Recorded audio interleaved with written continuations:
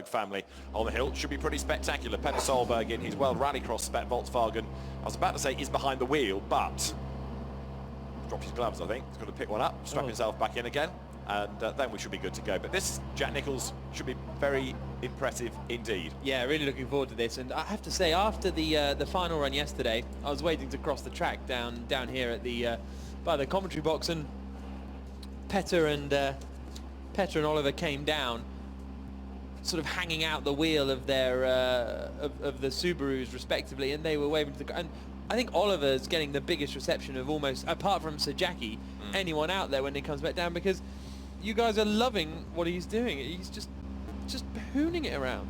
So there is Peter Solberg, World Rallycross champion, World Rally champion. He's been taking this a bit more seriously heading up the hill this weekend. We've got, as we've been saying, the rally stage all weekend having its own shootout, its own competition. A number of cars will come from that to entertain us on the hill. Sébastien Ogier's Citroën is there, back at Citroën after his years of Volkswagen success and then Ford success more recently, and the car that Julien Gracia sits alongside him in to guide him to success in the WRC. It's there at the bottom of the hill, ready to go. And to get our next batch underway, totally sideways.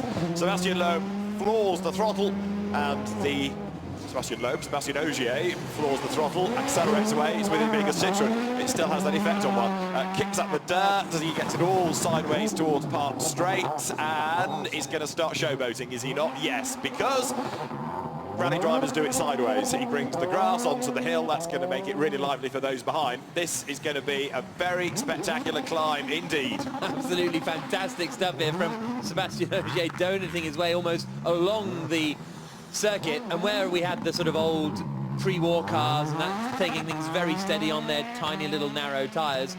Absolutely fair enough, but this is a car that is designed for these kind of conditions. You can't be struggling in the wet if you are competing in the World Rally Championship. Here he comes now up towards Malcolm, whacks the back end around, does one quick donut and floors it away again.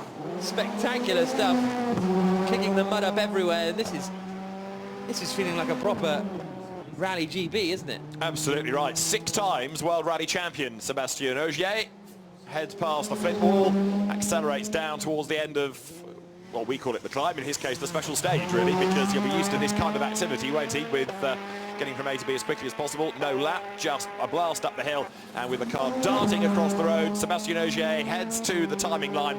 That gives you a taste of what a current generation World Rally car is like on tarmac. Magnificent. Magnificent stuff from Sébastien Ogier.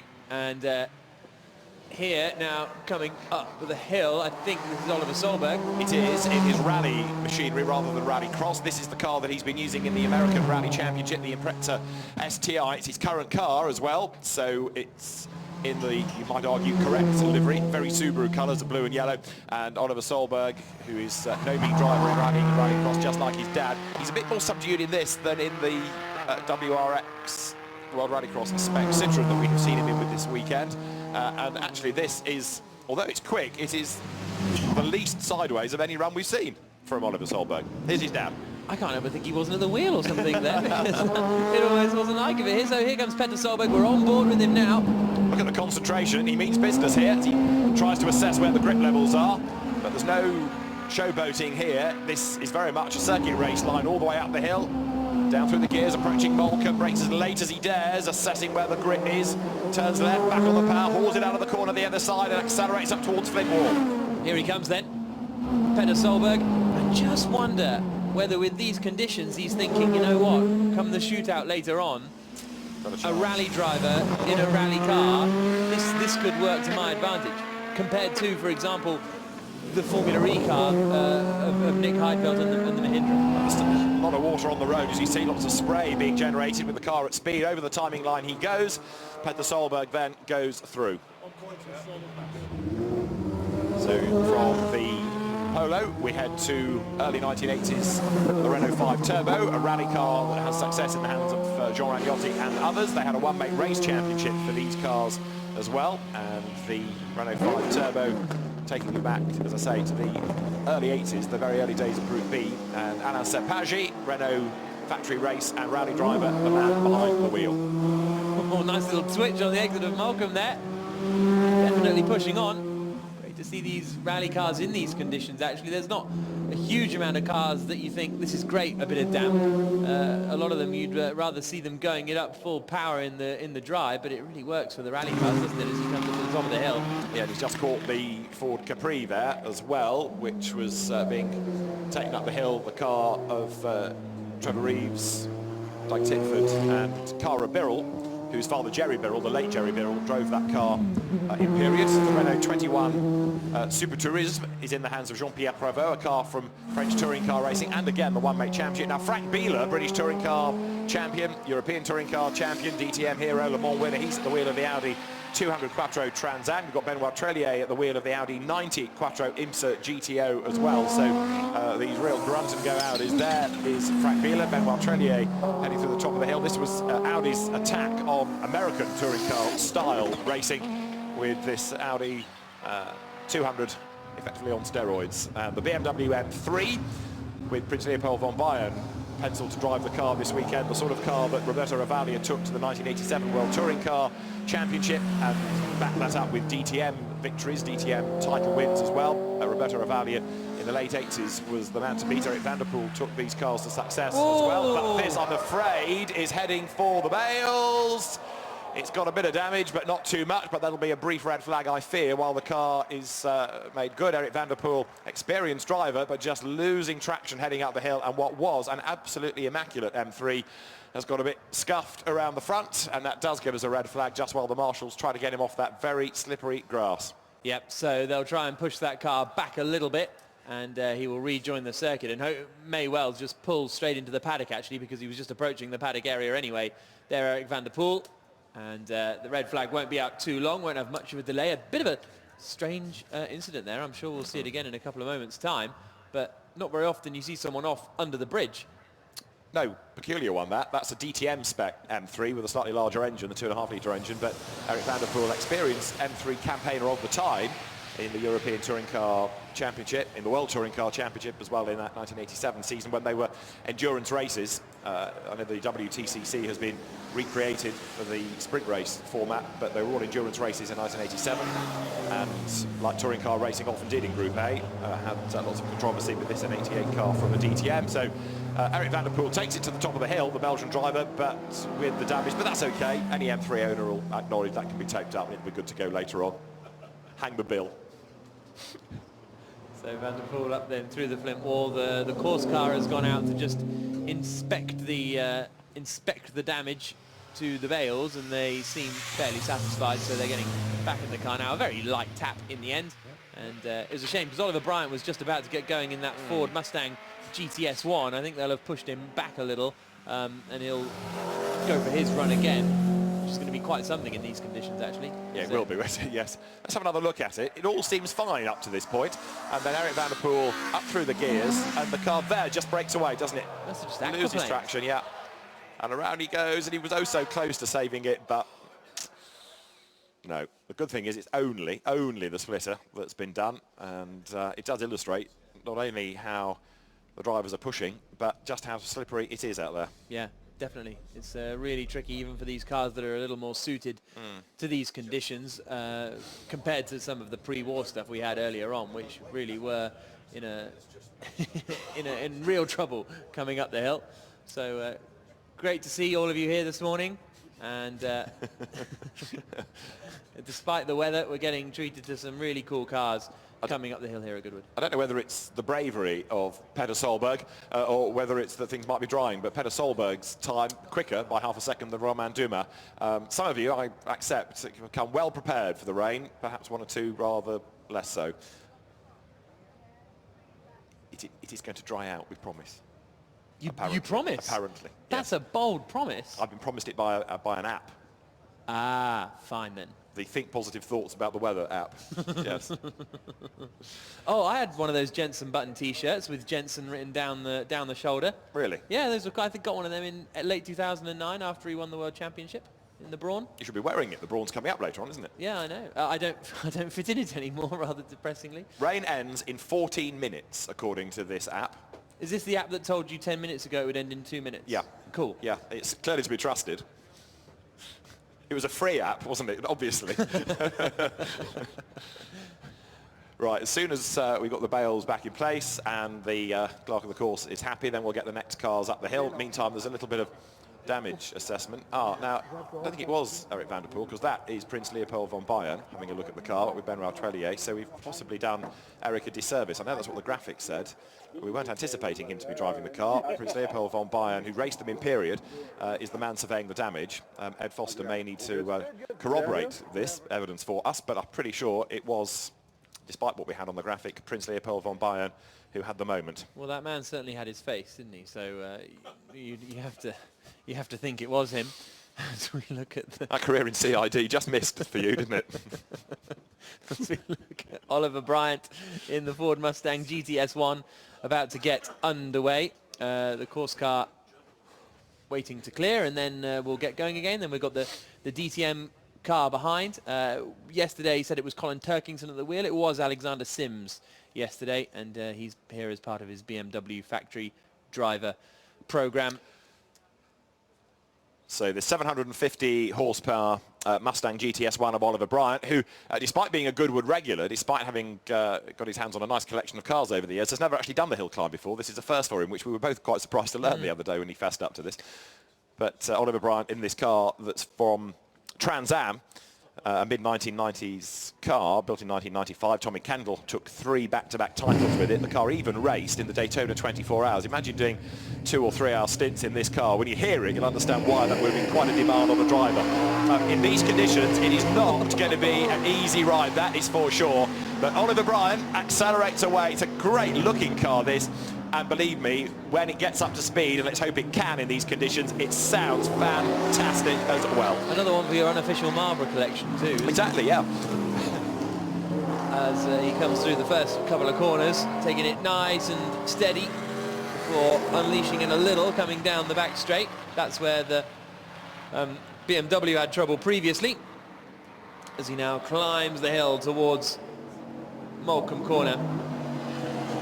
It still sounds good, but it's a shame that it's been hobbled a bit by the conditions, and Oliver barely showing his right foot to the pedal. The same is true if you're in a DTM car. This is Nico Muller's Audi, a winning car. Tom Christensen's name on the side, the short code ready to go, and Tom Christensen then accelerates away, trying to get some warmth into the tyres, trying to light them up as he blasts away from the line in this Audi RS5 DTM, and he's chasing the BMW of Alexander Sims up the hill as well.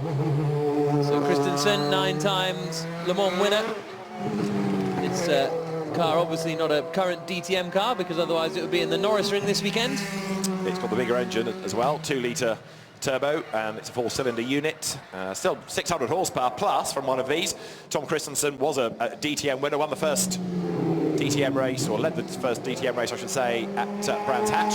And he accelerates then out of Moulcombe Corner, now up through the gears, heading along the short straight towards Flint Wall. And you can see how touring cars of the DTM have evolved from that BMW M3 to this, with all the aero, with all the wings and winglets adorning the car. Yeah, indeed. It's compared to the sort of the ITC cars as well in the mid-90s, very, very different beast. And also compared to seeing the rally cars go up there, you know, this is an incredibly quick car, but when you compare it to how we were seeing Oliver and Petter Solberg go up, so much slower, and this is in the hands of Tom Christensen. You know, it's really not a car designed for these conditions naturally.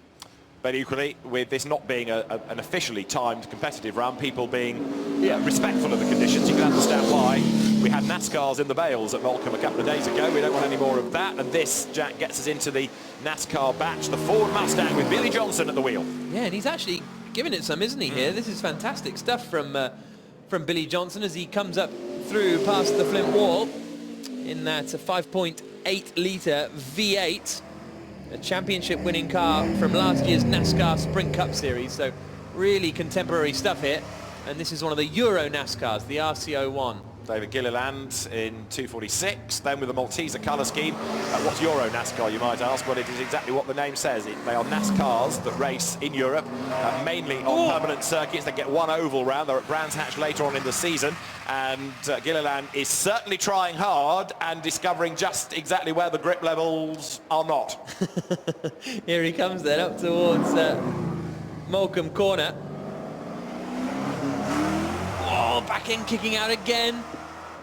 They've got enough fight in this, haven't they, in these conditions? I thought that with with the previous car that we saw go up. We've got a few more Euro NAS cars. In fact, the next 3 cars on the course are all Euro NAS cars. Todd Gilliland, David Gilliland and Giorgio Maggi.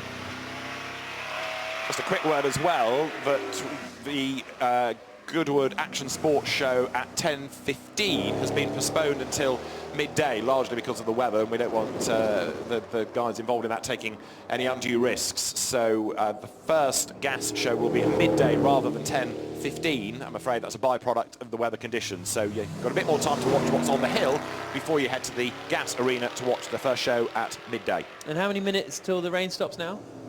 Less than the last number I gave you, and falling, like the rain. Very good, but not for long. Here's Giorgio Maggi really squirreling around as he comes out of Moulcombe and up towards the Flint Wall. Brilliant stuff when he gets on the power hit. And then you go to this ex-Alessandro Nannini, Alfa Romeo 155. This was the ultimate Alfa Romeo touring car from the DTM, which morphed then into the International Touring Car Championship. Jiri Jurovic, the driver of this 2.5 litre car, where technology and budget eventually spiralled out of control and the category imploded. But it was a wonderful time while it was good, with Mercedes, with Opel, with Alfa Romeo going head-to-head. And again, we've got an unofficial Martini collection of cars. This just looks fantastic. And Alessandro Nannini was a successful driver in it. The Hampton Downs circuit owner in New Zealand is Tony Quinn. He's got this Ford Focus Pikes Peak from the Race of the Clouds batch. And how's that for perhaps the ultimate Ford Focus? Magic looking car, isn't it? It's so cool. You ever been to Hampton Downs? No, not yet. It's on the bucket list. Oh, is it? Okay. Yeah. We've got Stig Blomqvist out there in the Audi Quattro A2 as well, so keep your eyes peeled for him. We've got the Lancia Delta HF Integrale Evo 2, or as well, rather than 2. So we've got plenty of cars still coming up the hill as the Focus finishes its run up at the top there. There's the Quattro with the original Stig Blomqvist, World Rally Champion behind the wheel of it. Rally crosser, occasional touring car racer as well in the Quattro A2 in the HB tobacco livery. Just that glorious, so familiar noise that the Quattro made, which turned World Championship rallying on its head. Audi found this loophole in the regulations that was exploited. Nobody was really giving four-wheel drive technology a thought because it was going to be heavy, and Audi rather hoodwinked people into thinking that they were looking at it for things like the Dakar. But no, it was to see what they could do with it into Group B. It took a while to really get it right and get the cars reliable, but after that there was no turning back. And by 1985, really, in the World Championship, you had to go four-wheel drive. Now we've got drift cars on the hill as well. Again, the conditions are going to have an effect because they are not going to be as spectacular as normal. There is only thus far, I think, Steve Biaggioni who is out there, but he's finding life a little bit more difficult because of the rain. He can still go sideways, but it's not, I'm afraid, the tar smoking exercise that we would normally get. This is it's got a General Motors V8 LSX underneath the hood with a turbocharger, and the result of that is 1,200 brake horsepower, and so really spectacular stuff from Bagsi. This is Taniguchi, meanwhile, in the Toyota GR Supra. And he's one of the rare people that's made the transition from circuit racing as a former Super GT racer in Japan to drifting. Whereas many come from, as Jared Deandra was telling us on Goodwood Radio last night, come from other action sports.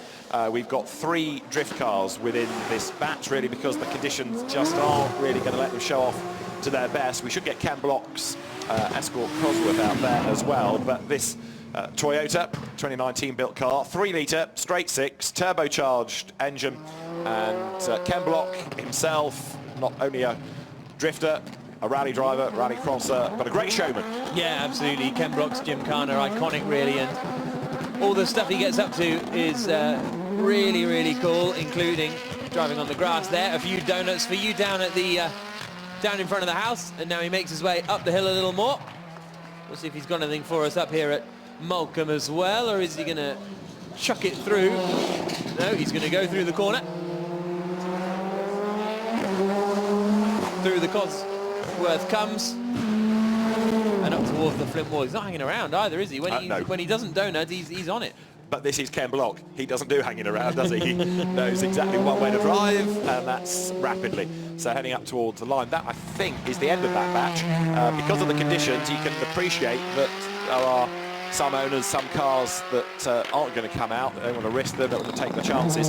So that means we're actually running ahead by about half an hour at the moment. As the batches are a bit shorter, they're taking less time to get through, but there's still lots of entertainment on the screens between the batches of cars. The paddock, perhaps because of the weather, is an even more important place to go and have a wander around, because if people aren't going to take to the hill, then you're going to want to see the cars. The paddock is a great place. There's also, of course, the area to go and get some autographs near the Drivers' Club as well. Let's have another look back then on the highlights of that batch that began with Sébastien Ogier in the Citroën. Wales Rally GB comes up first weekend in October. This is to whet your appetite as around and around and around goes Sébastien Ogier. But he's doing the donuts while sliding up the road as well. Yeah, I know, that's skill, isn't it? Hey? Yeah. And the car barely in a straight line, showing the great talent of Sébastien Ogier, who came from skiing to motorsport. There you've got Peter Solberg in the WRX Polo with, just as we've seen all weekend, a real targeted, almost circuit race approach to this. No sideways, he's here for a time. He's here to really try and get the best out of that car. I did go quicker than Romain Dumas earlier on. The Renault 21 from the French Super Tourism Championship, and then we have Prince Leopold von Bayern getting, I'm afraid, all crossed up and heading for the Vale. The car able to continue despite the damage, but there's a rather red-faced Royal at the top of the hill. I think the only reason that happened was so he could illustrate just how well-built and rugged a BMW is. Then we had the Mustang GT1S, and we had Tom Christensen out in a modern DTM car. The Audi making its way up the hill in the hands of Christensen. With the spray being kicked up, and contrast that current iteration, or recent iteration of DTM car with the BMW that you've just seen. Yeah. Looking far more standard as an M3, you could argue, should look. This was David Gilliland getting terribly towy down on the approach to Park Straight with the Euro NASCAR, and it kept on getting sideways. Great to watch. Yeah, it was lively stuff, wasn't it? It did as much drifting as the drift cars at some points. So we had the Euro NASCARs out there giving it a go, making their way up the hill. Then we had this lovely Martini liveried Lancia. It's an Alfa Romeo, but let's not Sorry, my split apologies. hairs, because it's a gorgeous Italian car. We did have the Lancia Integrale out there, though. That's right, my we apologies. did. There's also Alfa Romeo presence on the rally stage, incidentally, with the 75 in the rally stage, if you like your Alfas. This one's a Ford. That's a Ford Focus Pikes Peak of Tony Quinn that cuts through the air with all of that streamlining and the great big wing on the back. Looks fabulous, that car really does. Jack, what's this? This is the Alfa Romeo.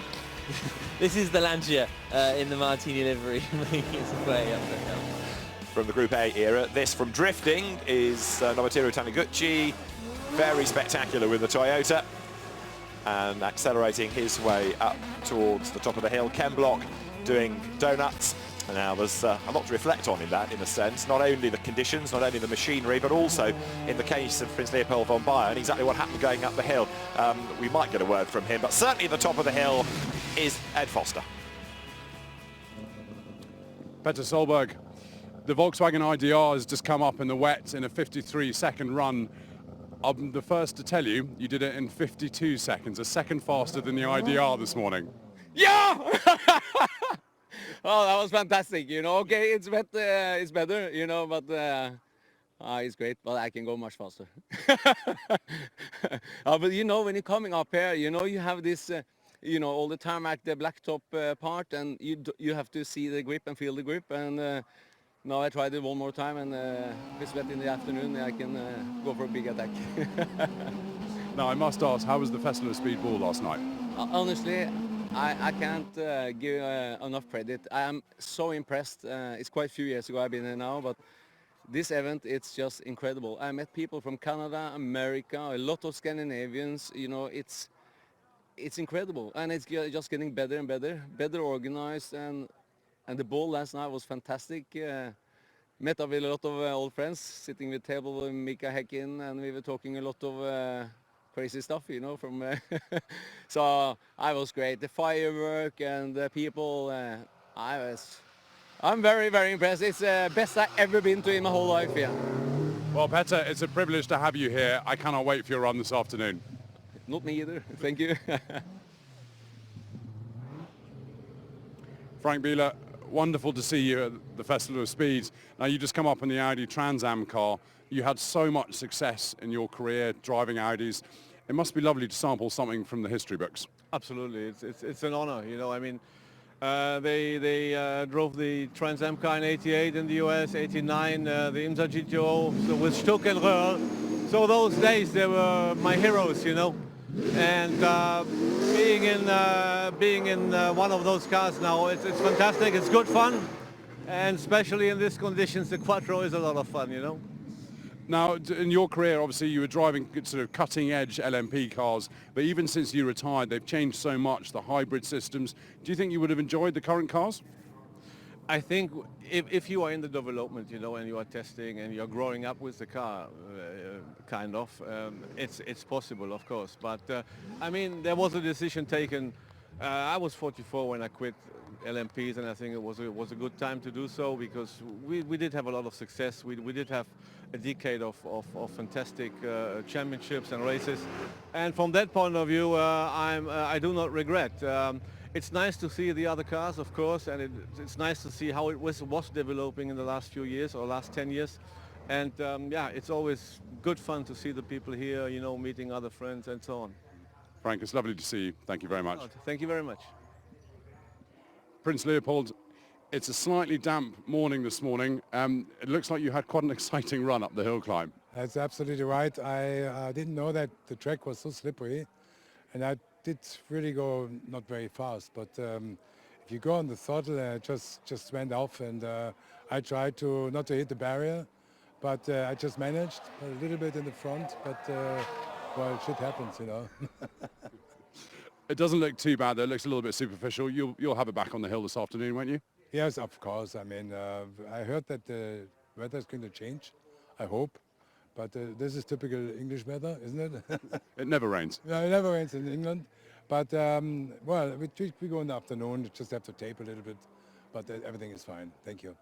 I look forward to seeing it. Many thanks. Thank you very much.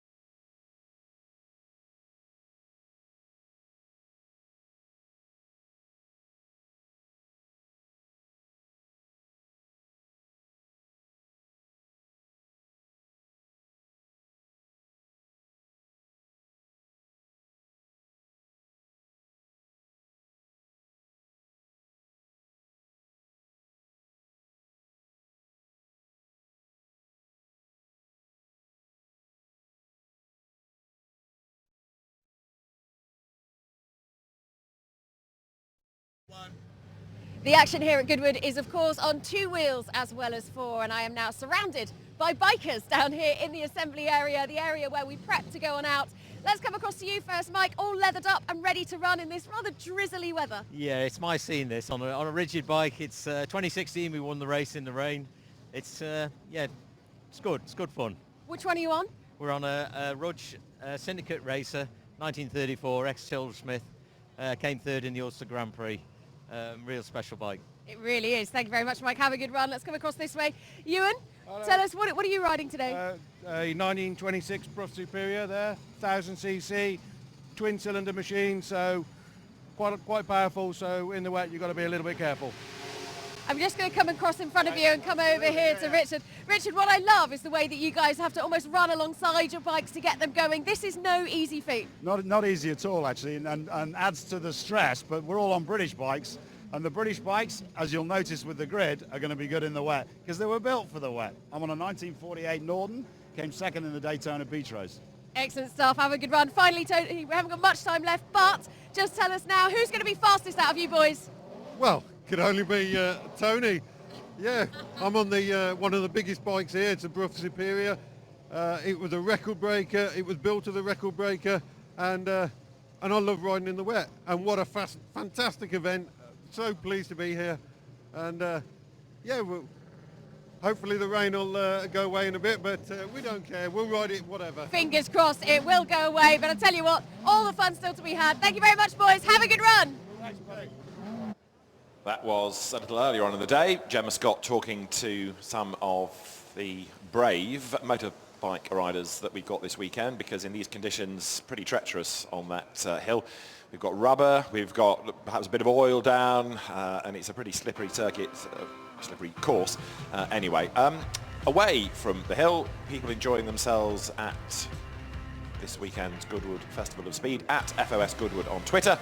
Frank says cars, cars, cars, looking at the current incarnation of the Porsche 935. Lauren Kavanagh very happy to have met, first of all, Carlos Sainz yesterday. He's got wonderful hair. Doesn't he? That was Jack Nicholls, everybody. Please give generously. Mark Sweeney, great event today. Enjoyed himself at the Festival of Speed, looking at the Aston Martin sculpture that's in front of Goodwood House. We've not really touched on that yet, but we'll get to Aston Martins in due course. Dougie Lampkin, as ever, has been being oh so spectacular on Instagram. Evidence of Dougie yesterday working his magic on 2 wheels.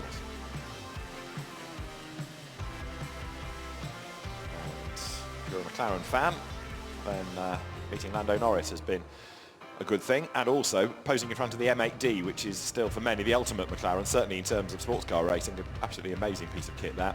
And Scott Horton saying his boys are very chuffed. Great to have met Lando Norris. Tom Green at the Festival of Speed for his 40th, and having a good day as well in the sunshine yesterday. And Rubens Barrichello also enjoying himself, meeting fans, and making a very welcome return, not only just here but also to the Brawn. Max Futrell has been busy driving up the hill in the Lotus, now liveried as Renault, so it's good to have him here amongst others. Right, we're going to have the Supercars and our first look at many of the new products of the automotive industry coming up the hill next for our next batch, cars and bikes. And for the next half an hour or so, Toby Moody and Chris Druitt are your guides. Thank you, David. Good morning once more, everybody. Welcome here to Goodwood. Sorry about the weather. We can do wonders with what cars and motorcycles and superstars are here, but we can't do the weather. Chris. And we kick off with the fabulous new Fenir, developed by W Motors, and it's followed by the fabulous Rolls-Royce. The Rolls-Royce Wraith that is built only a couple of miles down the road towards Chichester in Rolls-Royce's wonderful facility. I've been lucky enough to have a guided tour around there, and it is just exquisite, the stuff that comes out of there, and the workmanship and the patience and the skill and the foresight and the engineering ability is absolutely second to none. Worldwide brand, and it's quite heartening when you travel the world, Chris, and you see a Rolls-Royce and you think that came from near Goodwood. And what can top this? This is the amazing Apollo. Straight pipes with the V12 noise, meaning that we really shouldn't commentate, we should listen to it. We should, the music.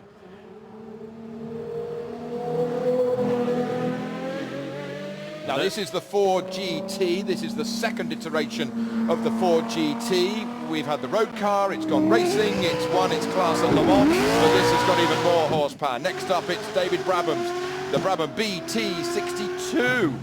This is another one that sounds wondrous. Yeah, Brabham Supercar. It's great that hypercars are going to run at Le Mans next year. That's going to be exciting. I spoke to David Brabham. He's thrilled with the way this car is getting under production. Sales are starting.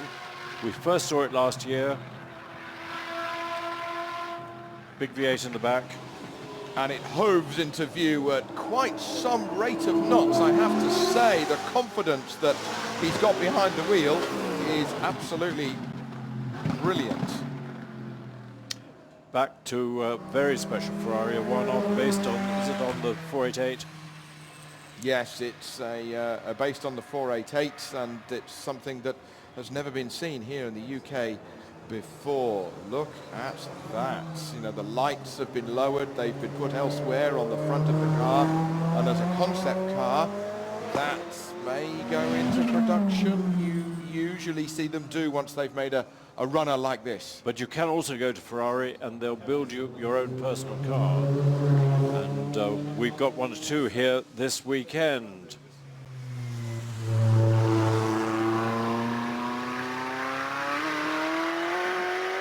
Careful as they do it. Now, what about the GTC4, the Lusso? For me, Chris. Go long distance continental cruising. For me, Chris, it's one of the road cars. I just think that shooting brake back end to it sets it off a treat. And the room in the back, Richard from Autocar was here yesterday. He's 6 foot or so. He says it's even comfy in the back. This is the interesting aerodynamics on the rear as the right-hander will be taken. Look at the rear wing as it tilts in. It's not got enough speed. Maybe it's not quite got the G loading. Yeah, there it goes. It's going a little bit quicker now. It goes to the second corner. This is from Denmark, isn't it? It is. And it's staggering. I can't stop looking at the rear wing. I'm lost for words as to. I wonder how effective it is. Probably at 140 miles an hour around Autobahn bends, it does the trick. So, as that makes its way towards the top of the hill, more supercars coming up behind it, including the Dallara and a couple more Ferraris. The Dallara is already chasing it up the hill. The Dallara Stradale with a 2-litre 4-cylinder engine.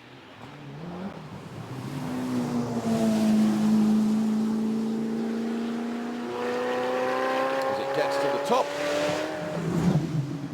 a glimpse into the future from the Danish brand. Here is the Dallara Stradale, the brand new road car. Dallara, of course, they've built Formula 3, Formula 2, made a few chassis for the World Endurance Championship and many chassis around the globe, even if they're branded as somebody else, but they've now got a road car. Here's the Honda NSX. The Honda NSX that was the second generation of NSX after the first one that we saw in the 80s. What about the Lotus Evora? Lotus Evora with the supercharged V6 Toyota engine in the back, renowned road holding, and then on to BMW. Mark Tashore from Autocar, you join us here as the BMW M8 leaves the line. This is the new sort of competition version of the M8. I also hear it's 0 to 60 is quicker than the McLaren F1, but that's progress for you.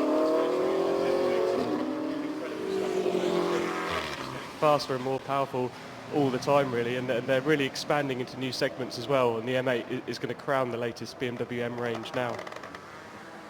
to spin off from what they've been using in the World Endurance Championship. They launched the car as an earlier version at Le Mans last year. So they're tramping on with their competition models, whether or not it's an M2 or M3 or M4 that they are producing in such numbers. But a rapid car indeed. A lot of talk about the size of kidneys on the front of BMWs, but I'm sure they will grow on us. But there's a lot of cooling needed at the front of that car. Very true. It's the fastest two-door BMW ever made. The top speed of 190 miles an hour, and yeah, you need a serious grille to provide some serious cooling for something like that. And it's not without controversy, the latest BMW styling, but as you say, I think it's going to be growing on people. It will, and we're all talking about it. As we are with the Di Tommaso. This is a brand new car, and something that's a 1969 with a 21st century hue to it. It really is. It reminds me so much of the beautiful Ferrari P4. Mark, what do you reckon?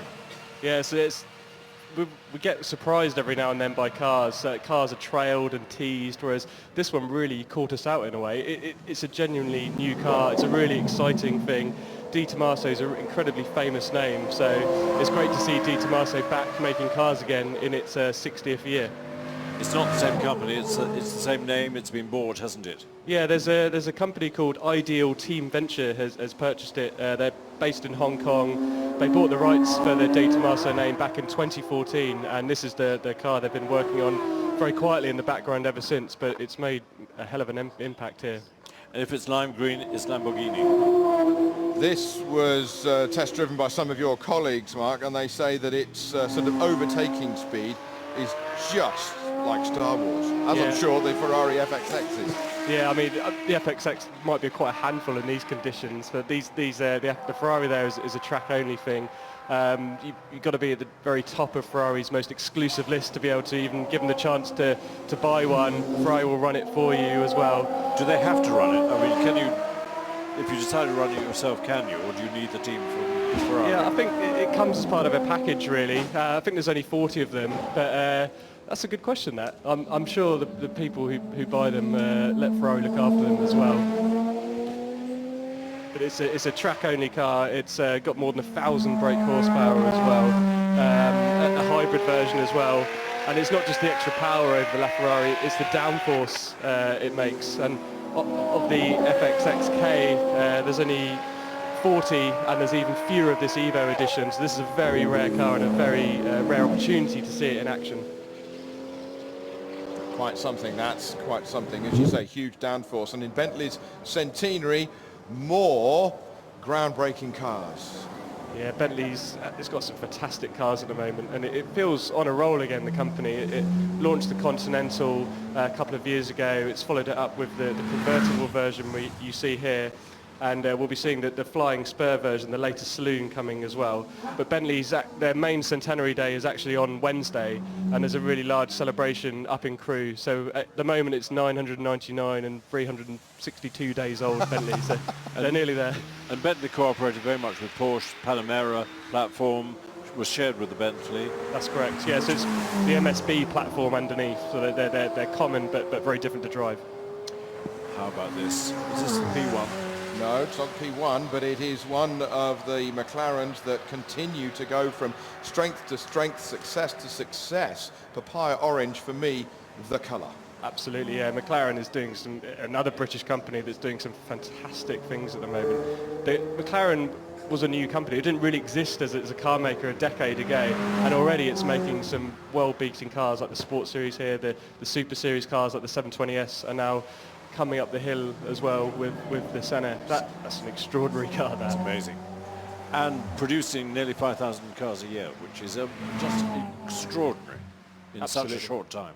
Yeah, and we see a lot of new car companies. Goodwood's a great place for seeing new cars, but I think McLaren was in that position a decade ago. But it's helping the rival cars get better as well. Ferraris have got better because of McLaren's existence. Same for Lamborghini. It's just great to see the competition and the evolution coming as well. This is the McLaren Senna GTR, as if your road-going Senna wasn't enough. Exactly, yeah. I mean, often with these track-only specials comes the kind of race spec version as well. So with the GTR, there's just going to be 75 of them. They're going to cost £1 million each. But to be able to buy one, you've had to have bought a Senna as well, similar to the FXXK Evo Ferrari we saw earlier. So it's kind of an elite car made even more elite. And with the Le Mans new regulations for hypercars, maybe we'll see McLaren back at Le Mans in the next 5 years or so. That'll be, for me, very exciting. Yeah, definitely. Like Le Mans it's been with the prototypes recently, but now it seems to be getting back towards more road cars, which really brings it to a wider audience, hopefully. Camouflage Lexus. Yeah, this is a debut this weekend for Lexus with the LC convertible. It's still running in its camouflage. It's a car, again, Lexus has been a bit secretive about, but hence the camouflage. But the LC is a car with real presence as a coupe, and typically convertibles follow coupes.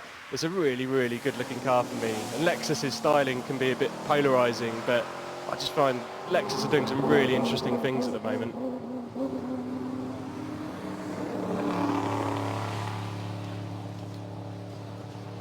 This is the French car, the Prato that's here this weekend. That was another one that I wouldn't say caught us out, but it's great to be surprised by cars every now and then. And this is one of them. So Prato is it's a French company. This is a big front-engine GT. There's only going to be 19 of them, each costing 850,000 euros. The company says it's back to the raw basics, which is quite an exciting proposition. Again, it looks a bit of a handful in these conditions, unlike the new Defender, which is coming up the hill now. I think it's terrific. I think they've got it just about right. Short wheelbase or long wheelbase. This is short wheelbase, and I think, Mark, this has got a V8, and it certainly shifts along. Yeah, there's going to be a full range of engines in the new Defender range, from hybrids to performance versions as well. It's a car. It's an impossible job, really, to replace the Defender. It's such an icon. Yeah, the early signs are Land Rover's done an amazing job with it, and we'll see it for real in the autumn without the camo. Koenigsegg? We've got a Koenigsegg now, yeah. A very Koenigsegg. rare model. Koenigsegg's already gone up the hill, so we're going to concentrate on the BMW X4, the M, and I believe this is the first time that we've seen this as an M-Power version of the X4 here in the UK. Absolutely, and this is a competition version of the X4 as well. BMW M cars used to be, the M3, the M5, the super saloons, and then we saw the X5 and the X6M came along, and now we have the X3 and the X4M as well, just to show how kind of big the range of M cars has grown and how it's really broadening the appeal of it. This one has a 3-litre turbocharged 6-cylinder engine. It has 503 brake horsepower. It's an SUV, but it's also an M car. The handling of cars like that, like the Porsche Macan as well, and like these M's, shows that you can defy the laws of physics almost these days. It's nearly got the same amount of horsepower as the M5 V10. Yep. That's how things have come along, isn't it? Yeah, and from a 6-cylinder. And under the bonnet, that is the first look at the new M3 as well. So we'll be seeing that next year, most likely here at Goodwood as well. And that is a new engine that's coming into the M3 and will power the M4 as well. So I did hear that right. The new M3 is going to have 500 horsepower. Absolutely right. Wow. 503. Important. Here is the Honda E prototype. It's got about 150 horsepower. It's 300 newton meters of torque, and this is an absolute world debut for Honda's first city electric car. Yeah, this thing's fantastic. I mean, the traffic on our website whenever we put this up is incredible. So Honda has drawn its own comparisons to the Apple iPhone, and I can see them really. It's about cars. Great design brings cars to a wider audience, and I think for electric cars to really catch on, they're going to have to look like $1 million, like this Honda does, and everyone loves it. It's a car that it looks friendly, it's happy, it's got the really nippy performance. We drove it for the first time last week. It's going to have 125-mile range and cost about £30,000. Rear-wheel drive. It's got auto park. It's 3 turns lock to lock. It's tiny. It's ideal for electrification in the city. This doesn't look it, but it's brand new. The new BMW powered Morgan Speed 6, straight 6 engine. Nice to have a straight 6 engine in a Morgan. Absolutely, this is the first new Morgan in almost 20 years. They've retained the kind of classical Morgan style, but it is all new underneath. There's a space frame chassis, but retains some of the ash in there as well that we know Morgan's for. It's got BMW running gear, so it's got that BMW Turbo 6 as well, 335 brake horsepower, and will cost you £78,000. And Morgan is under new ownership. It's no longer a family-owned and run business. It's been taken over by the company who's propelled Aston Martin onto the world stage, Invest Industrial, and we expect to hear some good things from Morgan. Here is the Polestar 1. This has got essentially 600 horsepower, but 1,000 Newton meters worth of torque. It's got bristling with technology. The engine, the whole car, the engine, you know what I mean, Freudian slip. The car comes to life not with an ignition switch, but when you click your seat belt in. Absolutely, yeah. I mean, Polestar is owned by Volvo, which is in turn owned by Geely, a Chinese company who's taken over Lotus. And the beauty of electrification is it allows brands to reset, I think. It allows for kind of new things to be done. I mean, if Polestar had come along with a V8, then they're competing against the existing BMWs and Mercedes of the world. But this is a really fresh, interesting, modern car. It's got some carbon fibre panels, which enables the designers to put some sharper lines on the wheel arches. There is the new Polestar 2 here this weekend as well on their stand. And that's a smaller vehicle with 4 doors, and they're aiming for families. And that's only going to be about €60,000 as an entry level. But it's still going to be fun to drive and have beautiful handling and a vegan interior. Correct, no leather. No leather. I didn't know that. Yep, no leather. Absolutely fascinating. Of course, big screen and integration digitally with your mobile phone, with people like Google and such like. Meanwhile, this is rapid. Yeah, this is the Mercedes AMG A45, officially the most powerful hot hatch ever made. It was only revealed a couple of days ago, so this is a true world debut here at Goodwood. It's got a new 2-litre turbocharged engine, and we're at the point now where you can get more than 400 horsepower from a 2-litre 4-cylinder engine. It's quite extraordinary, really. And it's 4-wheel drive. 4-wheel drive as well, which again be very handy in these conditions. We're going to drive it in the next couple of months, so it's still kind of in the very latter stages of its development. But yeah, AMG again is just growing and growing, and it's an extraordinary machine, that A45. Back to Lexus with the RCF Track Edition. Lexus really changing their image over the last few years, aiming for a younger market. Definitely. So yeah, Lexus obviously part of Toyota, and the boss there, Akio Toyoda, has been fantastic in kind of giving Lexus greater autonomy and just being different, because it kind of tried to take on the likes of BMW and Mercedes head on, but it's got real identity now, Lexus. It's making some really good luxury premium cars, but also some fantastic performance cars like the RCF Track Edition. The Lamborghini Urus opening an enormous market for Lamborghini. And here we have one with us.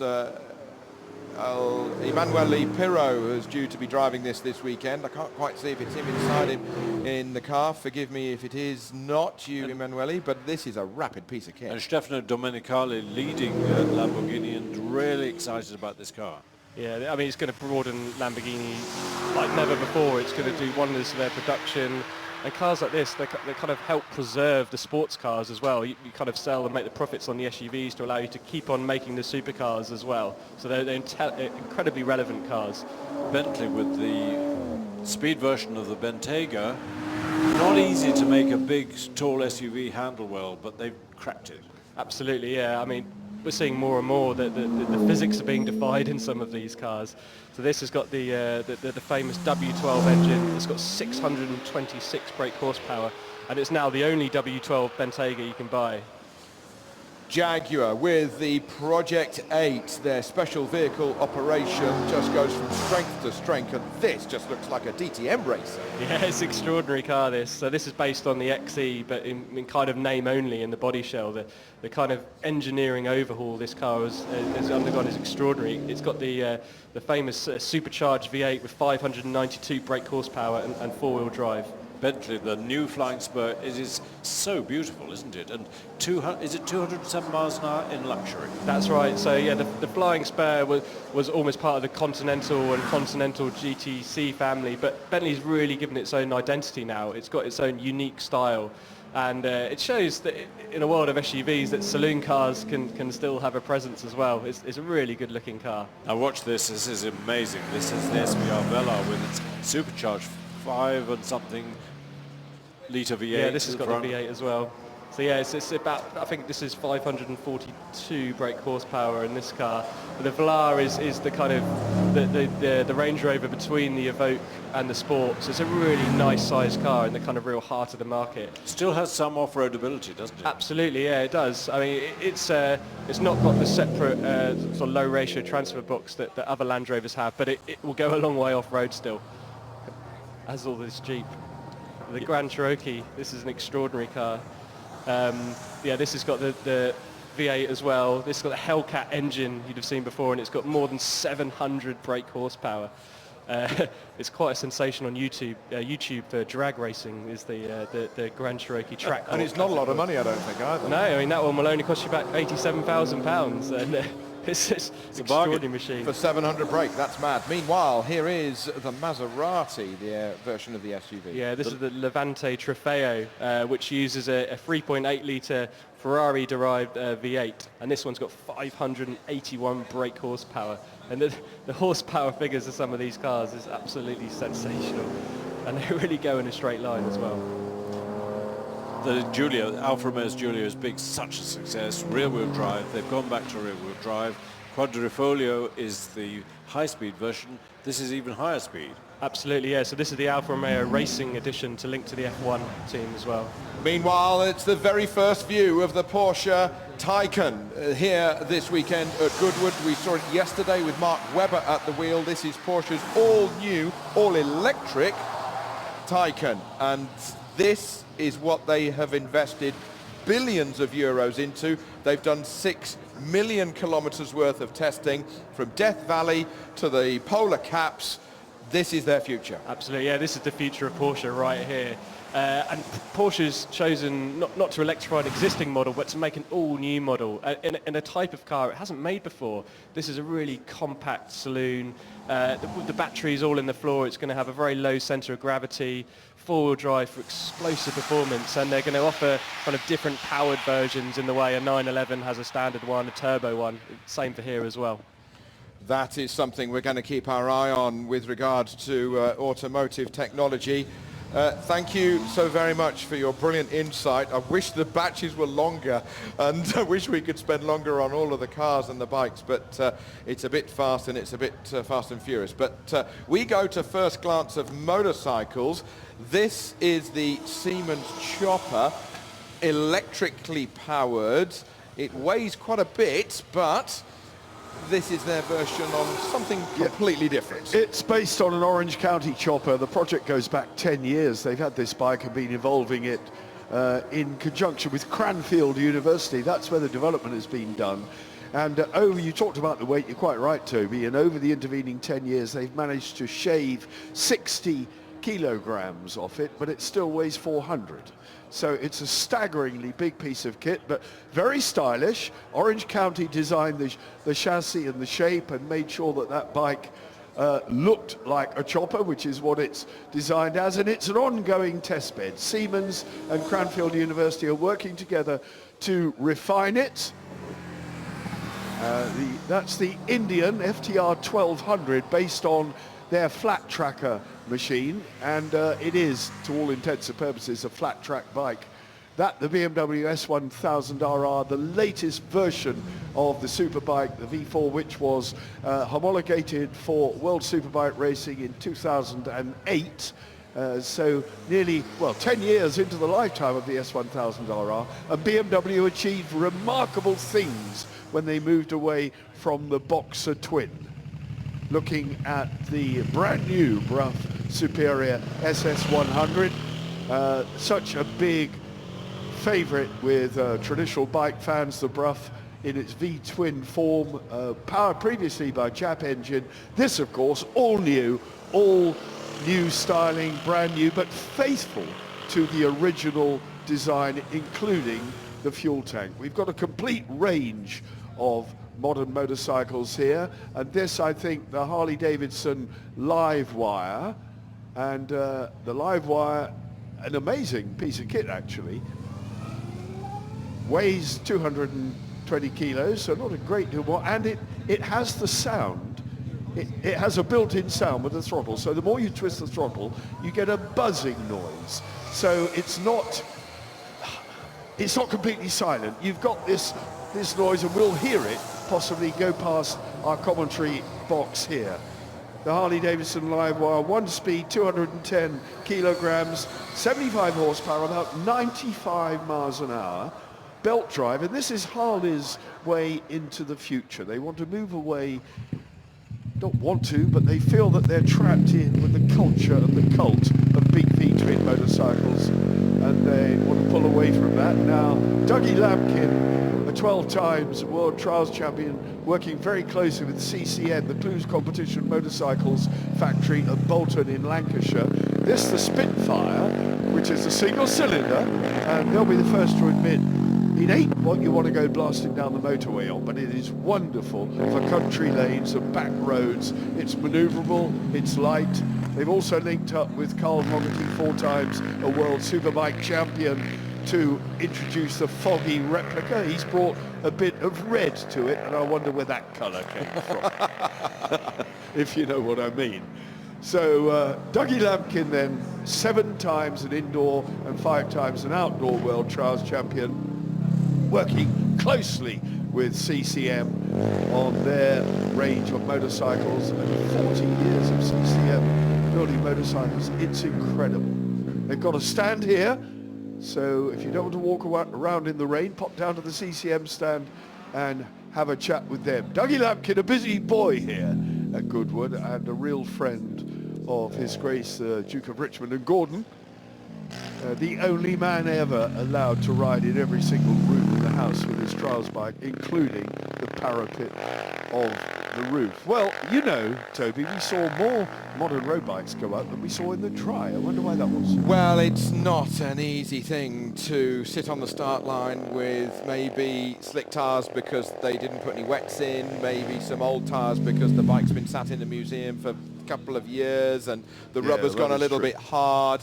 And maybe somebody has said, you know what, that is an utterly irreplaceable motorcycle from top to tail. Don't risk it. We can't even afford it to be damaged or scratched, let alone dropped. But the entire batch was kicked off with our supercars and our first glance.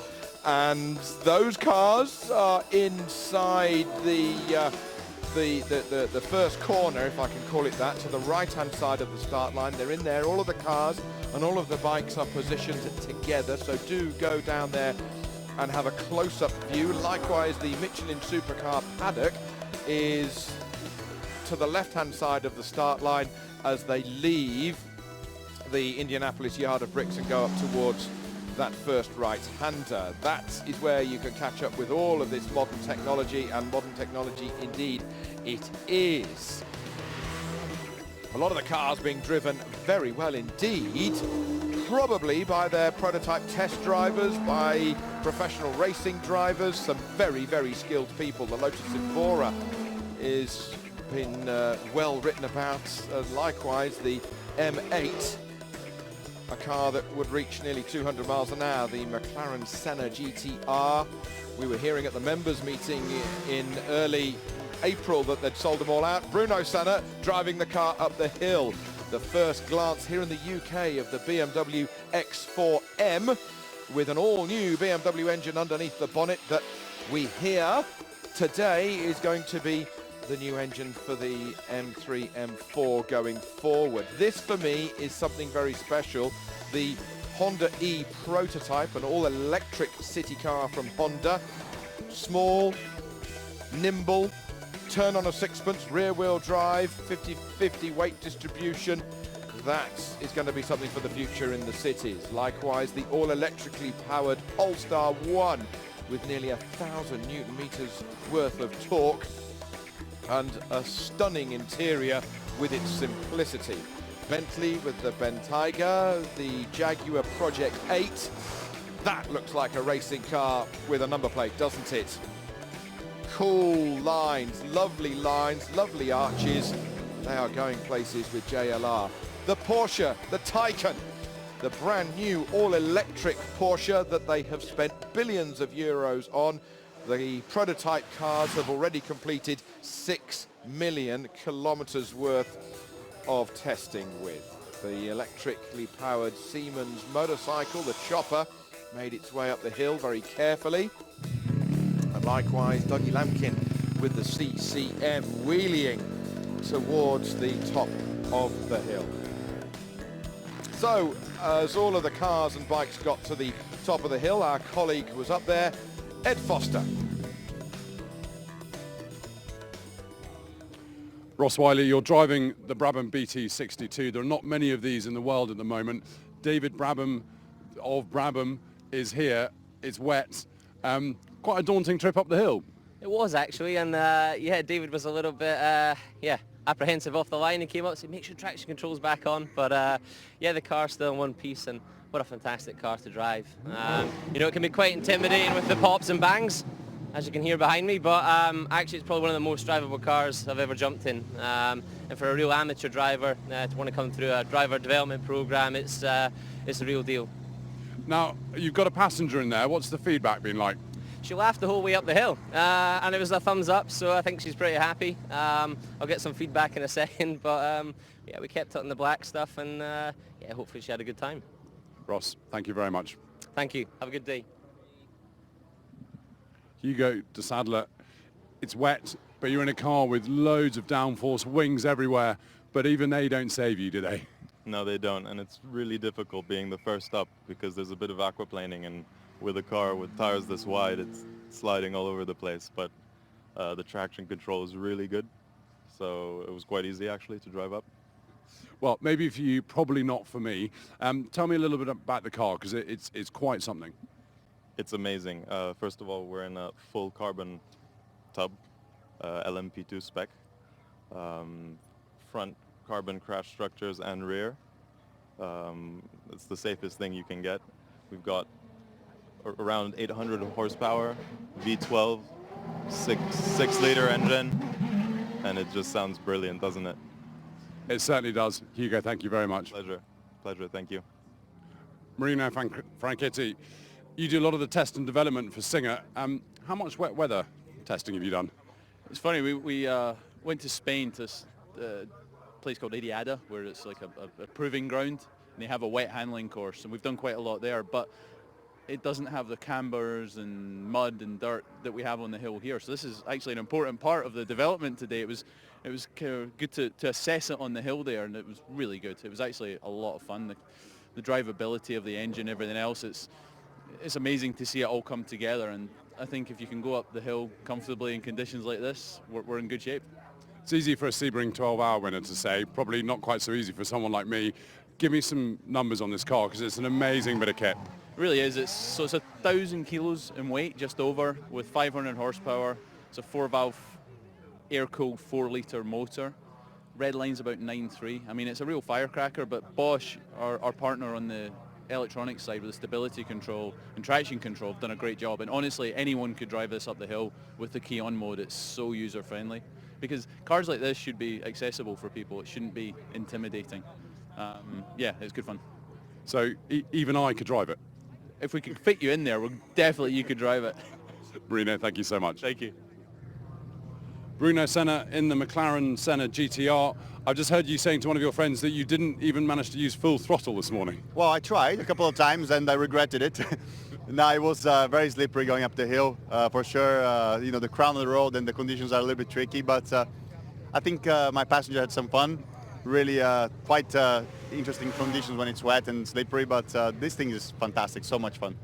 Now, you were saying that this car has 1,000 kilograms of downforce. You've driven it quite a lot. What's it like when you get it up to a speed that the downforce starts working? You know, it changes the car quite a lot because it really sort of like squeezes the car down, so the agility gets even better, even though the car is lightweight to begin with. So the downforce really makes the car sort of more grippy, more committed, and you can just push it harder. It's super cool. Now, you've been pretty busy this weekend. How's your Festival of Speeds this year? It's fantastic. It's always great to be here. We see so many amazing cars, and fortunately for me, I get the opportunity to drive a lot of them. So this year, I think it's culminating pretty well on the wet and damp conditions, so it gives you the thrill that remains until next year. The true British experience. Bruno, thank you. Absolutely. Sunny and then a bit of rain. Cheers. Chris Fryer, you obviously are used to racing minis. This is a prototype Cup car, one not to crash. Absolutely, yeah. We'll try really hard today to do that in these conditions. But yeah, it's been a lot of fun this weekend in this car. It's a brand new vehicle. It's a limited edition. It'll be coming next year for people to buy. Many people have already pre-ordered it, and this is the first time in the UK that they'll see it. So you know, it's a real honour to be driving it in front of everybody this weekend. So if I wanted to order one of these, what can I then go and race it in? It's a road car, so you can use it every day, or you can put it on any track that you choose, basically. So you know, it's for the real thoroughbred mini fans, and it's something that they can use every day, or they can do what it's for and put it on a track, which we hope to see many of them being used for that. So. I think I've been thrown off by all the circuits on the disguised bodywork and the flared wheel arches.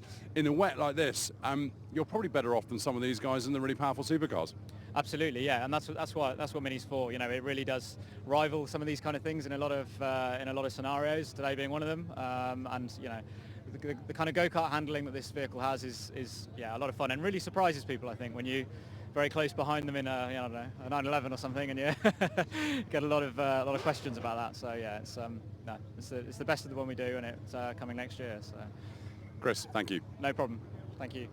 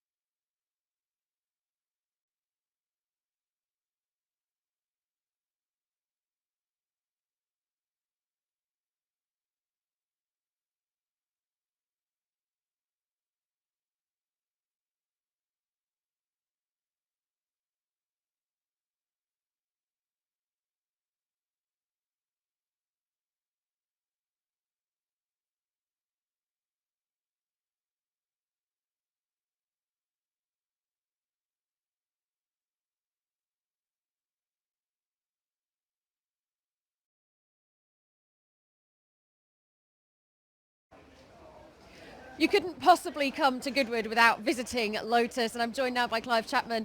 We are with the John Player Special Car, iconic car of the 70s and 80s, and this was Emerson's championship-winning car, isn't it, Clive? Yeah, he won his first Grand Prix in Chassis 5, and 1970, 20 years old, helped to win the World Championship for Jochen Rindt, and then he just kept racing it until 1973. These were the days when cars lasted years, and sadly shunted it badly in 73.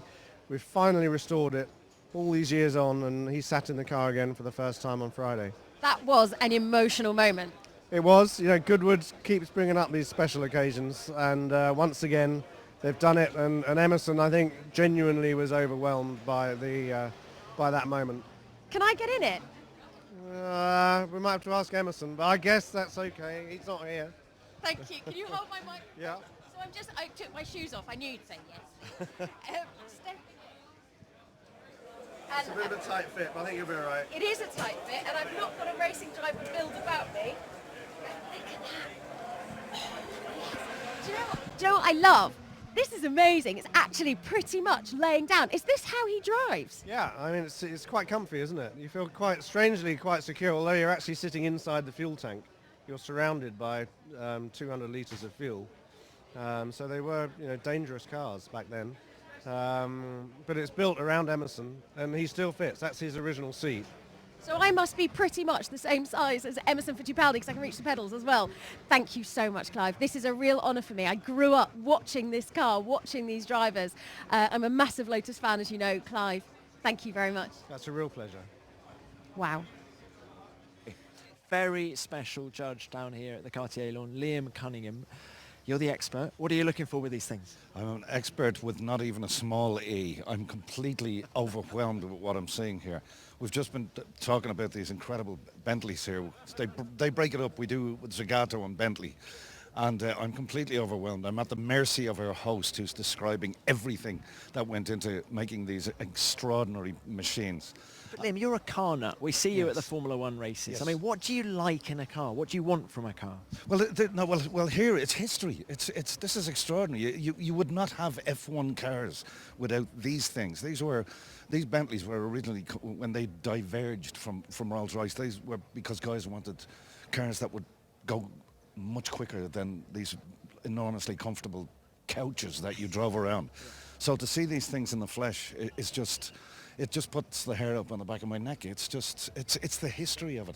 Do you own any old cars? I do not. Will you after today? I can't afford the cars that I'd like to drive. That's the problem we've all got. I've done a few of them. I've been around Ferraris and Lambos a little bit, but owning them, it's like the guy said. How do you make a small fortune with old cars? Start with a big one.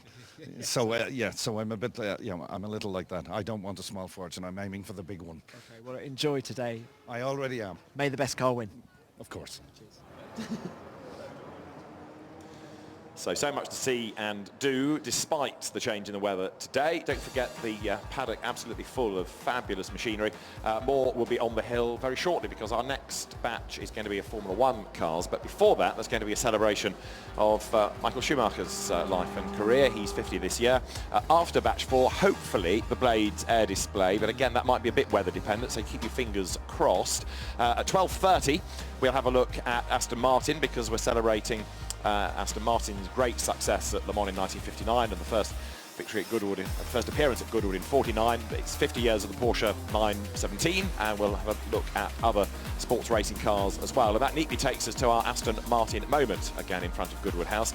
At 1:20, the drift cars are back out, along with the rally machinery, the tin tops, and the NASCARs as well. And hopefully the road might be a tad drier for them. We'll have another look at the Astons and the Porsches at 13:55 after another appearance from the Goodwood Action Sports Show gang. Batch 3 for the bikes, the Mercedes, the Indy cars, and a look at the history of March at 2:30. Formula One machinery back on the hill at 3:05, taking us to a true legend of Formula One, Sir Jackie Stewart. There will be a Sir Jackie Stewart moment and interview at Goodwood House at 15:50, and then who knows what the track surface will be like by 4 o'clock this afternoon, but it's going to be dramatic come what may. The shootout final, the timed run. This is where the results of the hill climb come from. 4 o'clock, that will be before the Red Arrows air display at 5:05. We will have batch 1 back on the hill, and at 17:40 to round out the day, the supercars and the road bikes and the first glance. As we've just seen, that batch will be back out at the end of the day. Now, because the batches are a little bit shorter and smaller today, because some cars aren't running because of the conditions, it may be that we run a little bit ahead because it's taking less time to get through individual batches. So keep an eye on the Goodwood app, because that will update the timetable as we go along. But it's not just, of course, what's going on the hill, because there's still an awful lot going on around the Goodwood estate, such as the supercar paddock or the drift arena or the manufacturers area. So let's have a quick stroll around. The Michelin supercar paddock relocated for this year. It's down near the start line. That in itself is a huge area, very, very impressive indeed. British touring car champion and broadcaster Tim Harvey, one of your hosts in the supercar paddock. The arena, which is the other side of the supercar paddock, it's like the mosh pit really. It's where the drifters are, it's where the stunt shows are, and Jared Deandra is there entertaining as well as the drivers themselves. On the inside of the hill, you've got the First Glance paddock, which is alongside the Foss Future Lab. We might have to rename that the Now Lab, really, such is the advancement of technology. In front of Goodwood House, there is the sculpture, the Jerry Judah sculpture of the Aston Martin, and that's where the moment will be at Goodwood House. The main paddock, of course, is heading further up the hill. And then we've also got the Goodwood Action Sports again on the other side of the course, which is where you'll find the BMXers and the motocross bikes, Dougie Lampkin there as well. So there's a lot to see all across the estate now. We'll have action back on the hill shortly, but let's just have a quick look at what else is happening in the FOS Future Lab. We've had some fascinating insights there over the course of the weekend. Another one coming up right now. Let's join Peter Greaves. Welcome to Mars. Well, actually, we're in the FOS Future Lab, surrounded by science, engineering and technology.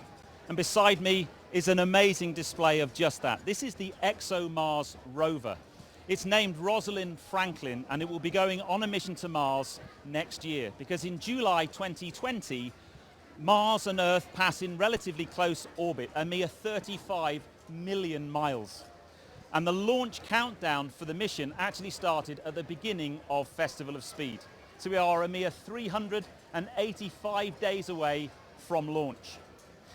Now, this ExoMars rover isn't going to be holding any Festival of Speed hill climb records. It travels at a mere 2 centimeters per second.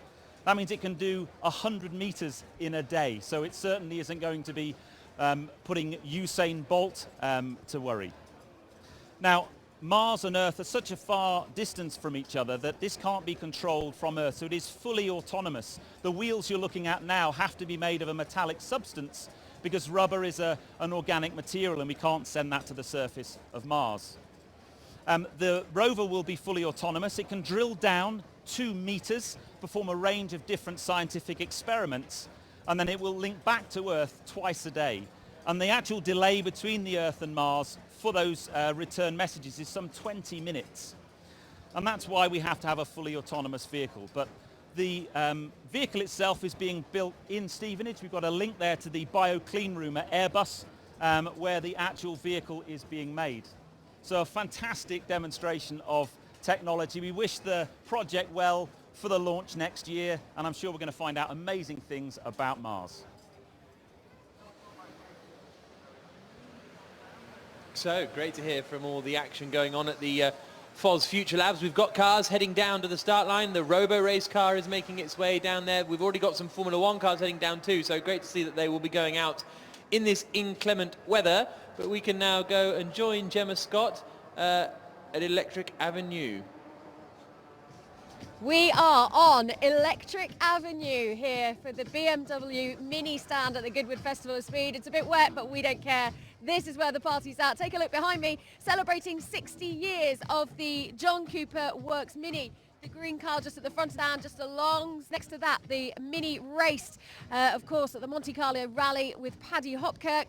We come around to see more of the John Cooper Works, the Minis there that are raced in the Mini Championship in the UK, the fastest ever Mini. Spinning around this way, we've got a whole load of fun and games with the Sweet Shop, the Mini Owners Lounge, DJ Austin 7, classic photo scene there as well, and even the Barber Shop, which is fully booked, I have to say. And here, joining me now is Henry, Mini owner. Henry, what Mini have you got? Yeah, I've got a Mini Cooper convertible, so pretty fast.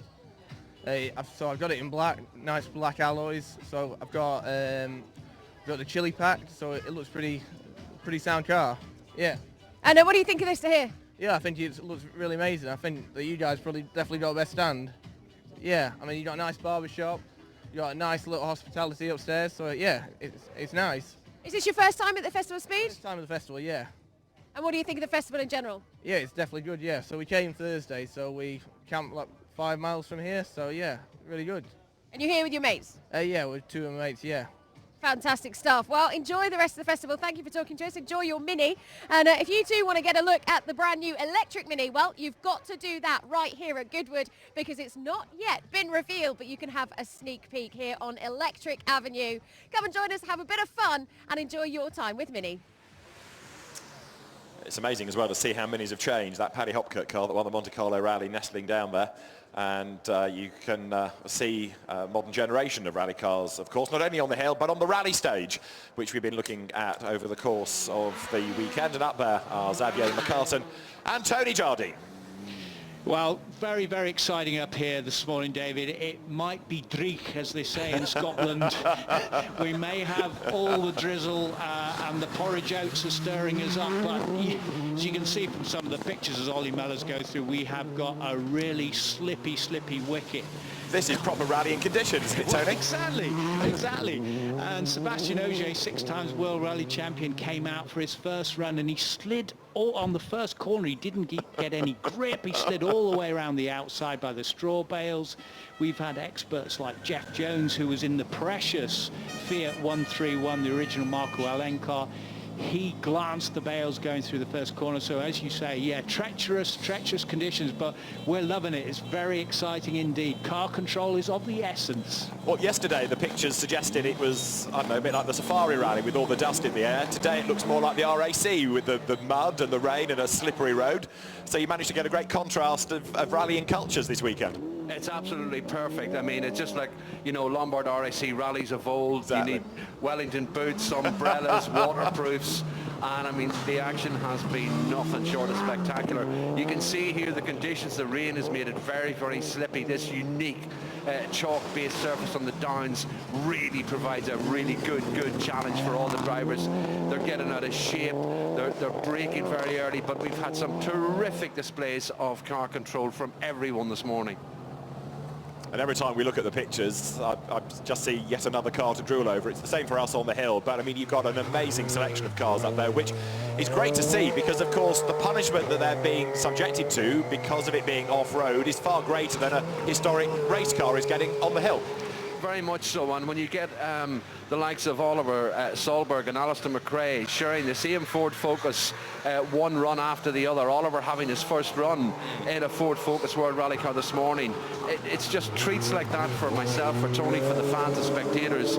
But as we said to you before, for people like John Saunders, who we see there, to bring unique and really valuable cars out onto the stage, this is just heaven. It really is. It's like being in a time machine, though, Zav, because that noise and the car sideways on British muddy, slippery roads, it's like the RAC rally all over again, as you say.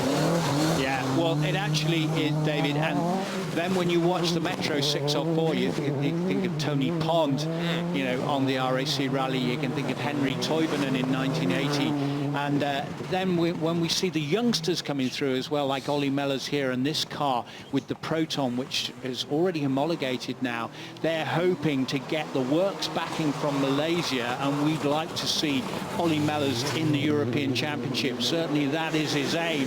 So we've got the old cars, we've got the new cars, we've got the old stars, we've got the young up-and-coming stars like Tom Williams. But it's that last section there, David, that is really tough because it's rutted up so badly. And they're literally dancing from lock to lock as they get through. And this is what Zav was talking about. Dave Wright in that car, but also before we had the Ford Focus, which was Colin McRae's Ford Focus. Alistair, as Zav said, was driving young Oliver Solberg, and then Oliver Solberg said, right, okay, Alistair, I'll take you round. Oh my goodness, the pair of them, one the 17-year-old and the sort of 40-plus-year-old. It really was a sight. And there's Ollie just showing how slippy it is, as neat and fast as he can be, just striking the bank there. The nice thing about the stage, we talked about this yesterday, is that it's a good length. It's a proper rally stage. This isn't a few traffic cones, got a slalom around in the car park. A lot of thought has gone into this, and it does give the cars a chance to stretch their legs and really use some speed. It does. It's 1.7 miles in length. We calculated there were 285 runs yesterday. 285 time runs. Wow. That equates to a rally yesterday here on its own of 485 miles in stage length. That is phenomenal.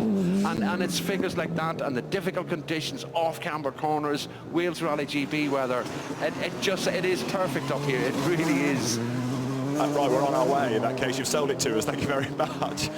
The entry as well is just huge. You look at the programme and it's page after page after page of cars. So there's certainly no shortage of action, is there? No, there isn't. And Roger Duckworth, who you just saw there before, he was a multiple national champion. Then he did a lot of rallycross, and I know from all your work in rallycross as well, you remember him plying his trade around at Silverstone. But the great thing is, I think, Dave, for me, is celebrating the 40 years of the World Rally Championship. And this is Ben Mellors in another of the Bjorn Bjorn Voldergaard cars. So we have a selection of cars that Bjorn Voldergaard ran in. The original 1979, the first FIA World Rally Champion. And we've had Juha Kankkunen up here, and it was great to see Hannu Mikkola. Hannu Mikkola, the 1983 World Champion, who actually designed the stage that you were talking about. Right. And it does literally have everything. You could put this stage into Wales Rally GB, and it wouldn't go amiss, because it does have everything. But there is no margin for error whatsoever, because you have those steep banks, you have the big tree roots, and now you've got this treacherous surface where the chalk, you can see Dave White there hitting the bank, the chalk and then the concrete that they put down just for durability all mixes together, or oozes together, shall we say. In parts it's sticky, but in parts it's been worn down, so it is super slippery and slidey as well, and they're just fighting for grip. Tony, you touched on remembering Bjorn Voldergaard, the very first World Rally champion. It's great that that's happening, I think, isn't it? Because in some ways, Bjorn's, maybe it's unfair to say, has been forgotten about, but he was never celebrated, maybe, in the way that some of the other Scandinavians were, and yet he had a great career. He was still competitive way into the mid to late 80s, winning rallies, and a reflection on how good a driver he was that he was good in all sorts of cars, from the Stratos to the big Mercedes. He was successful in Toyotas for many, many years, plus, of course, the Mark II Escort. But for some reason, maybe it was because he was a quiet, understated bloke, he never seemed to be celebrated in the way that others were of that era. No, that's absolutely true. He was the quiet man of world rallying. He literally got on with it.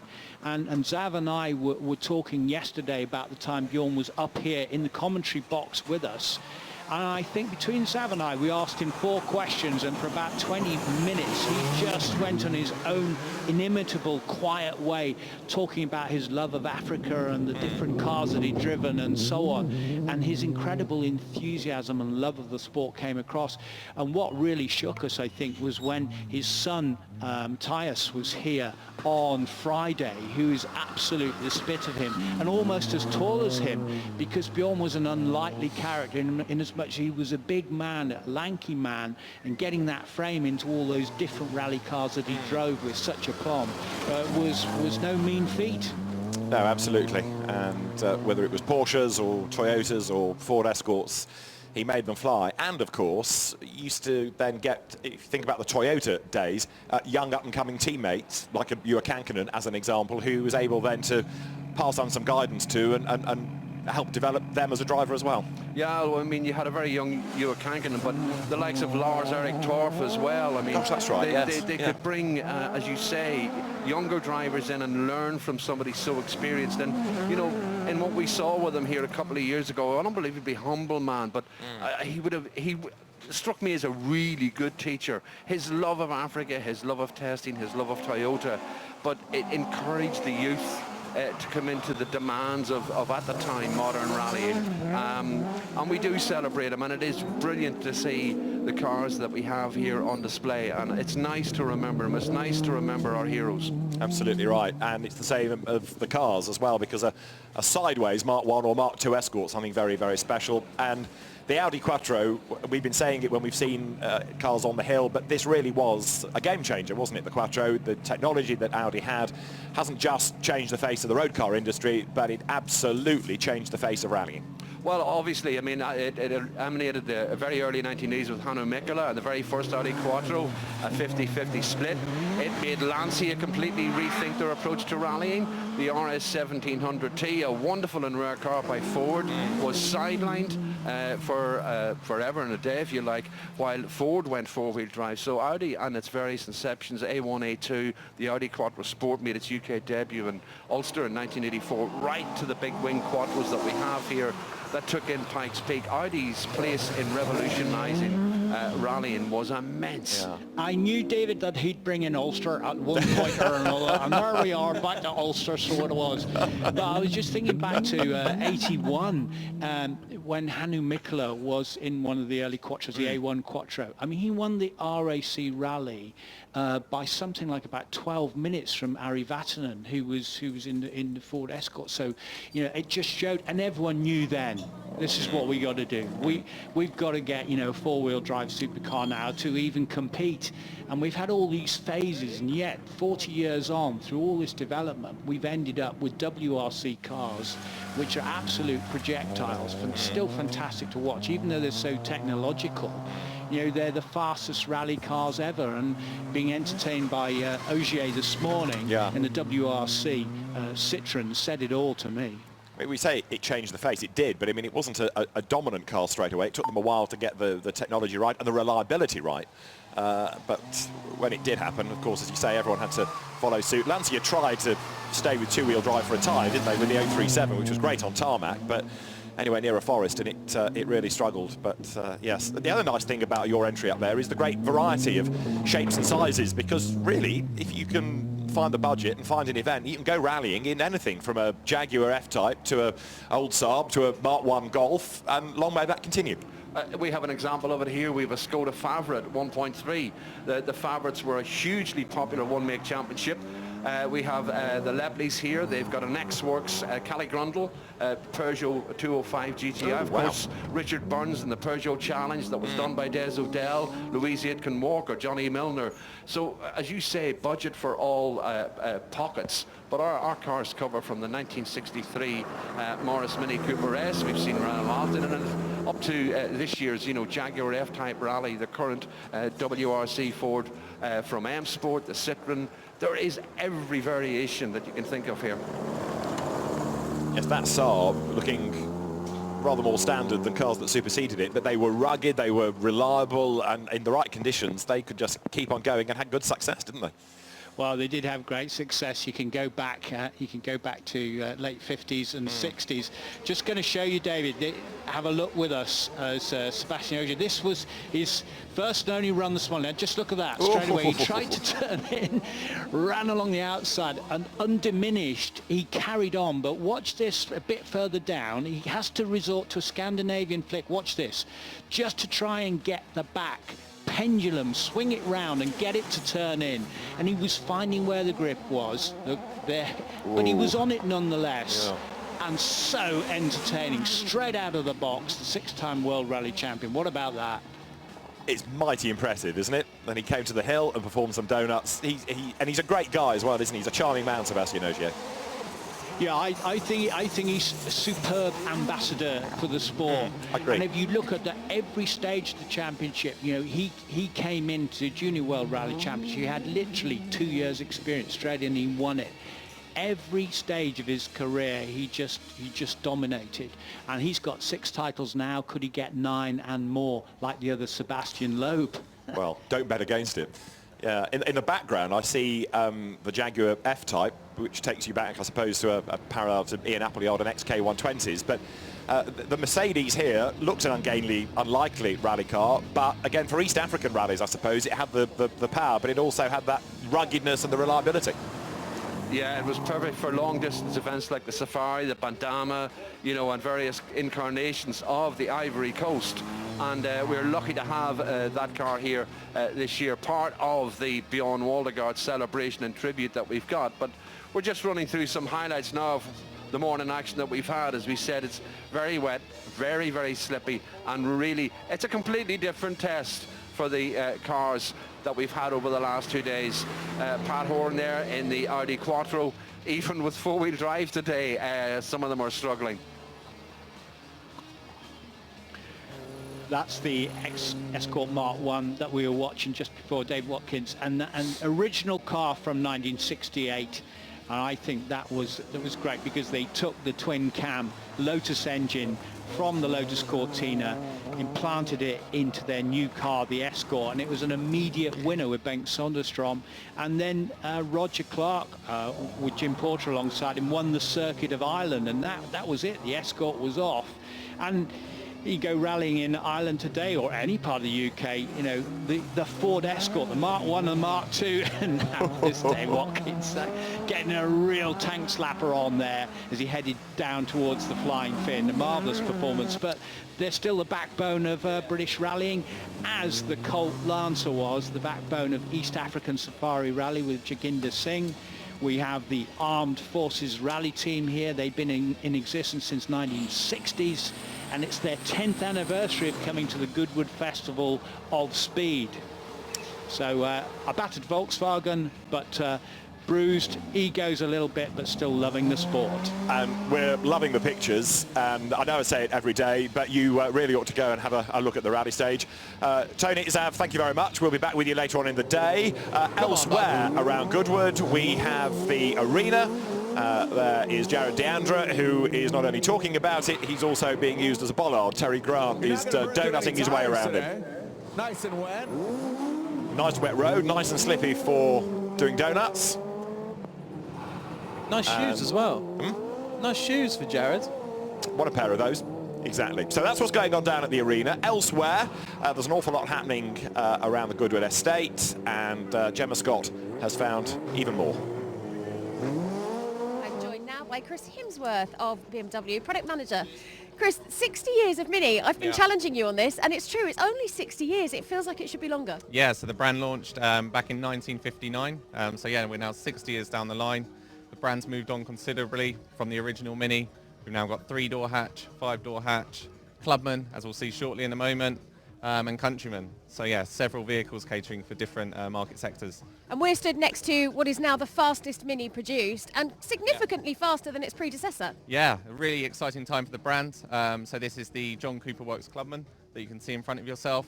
The previous generation had 230 horsepower. This has now jumped to 306 horsepower.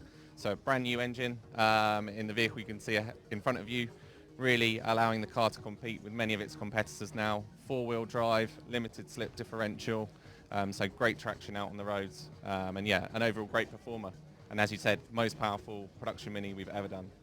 Now, this isn't a limited edition. This is something that we'll be able to buy. Yes, not limited edition, so in full production now, actually from this month in fact, so customers will begin to receive their first delivery shortly. Fantastic, and it's proving to be a popular choice. Yes, definitely. With the new engine, as I said, it really does reposition the John Cooper Works brand and pushing it forwards, and customers can come and see the next generation in terms of performance from Mini in the first glance paddock where we've got the GP. You know, Mini is such a wonderful brand. We've seen the classic cars, we still see them racing, we see the modern cars racing as well in the Mini Challenge Championship here in the UK. Mini are a brand that will continue to be successful for many, many years, I'm sure. Chris, thank you very much for joining us. No problem at all. Thank you very much.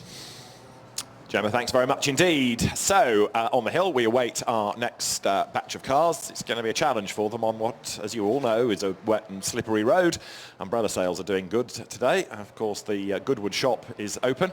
So if you need a Festival of Speed brolly or replacement polo shirt or whatever, the Goodwood Festival of Speed shop is there. All sorts of goodies, but there are lots of other traders as well. If you're in the grandstand, you're probably very grateful that you made that excellent decision, especially on the outside of Moulton Corner. Great view, seeing the cars coming up the hill and sweeping through that tricky corner. Some of you looking more bedraggled than others, but apologies for the weather. That's the one thing we can't do very much about. The next activity on the hill, as I've been saying, is going to be Formula One machinery largely, but also prior to that, we're going to have our Michael Schumacher moment and an instrumental part in Michael's Ferrari career, and a man that had tasted success in rallying and is now the president of the FIA is with Nicky Shields, and that is Jean Todt. So we're very fortunate to be joined by the president of the FIA, Mr. Jean Todt. Jean Todt, the sun was shining yesterday, but unfortunately it's a slightly different temperature today, but it's still such a fantastic event. Why do you keep coming back to Goodwood Festival of Speed?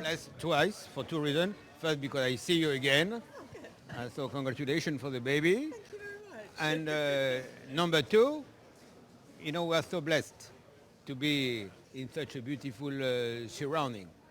I must say, I was 2 days ago, I went with the mayor of Paris to see the refugees. And 1,500 people coming from different parts about the world, you know, no home, nothing. And here you are in a little paradise with some rain. So are. why should we complain? That's what I like to hear. We don't complain, especially when we're British. We love a bit of rain. Now, there's a very special event happening today, actually in front of the lawn in a moment. It is, of course, the Schumacher moment, celebrating 25 years since that first Formula One title in 1994 in Adelaide. You had the opportunity to work with Michael Schumacher over many years when you were the boss at Ferrari from 2004 to 2009. Talk us through that. You know, what was it like working so closely with such a legend? So we have 2 hours?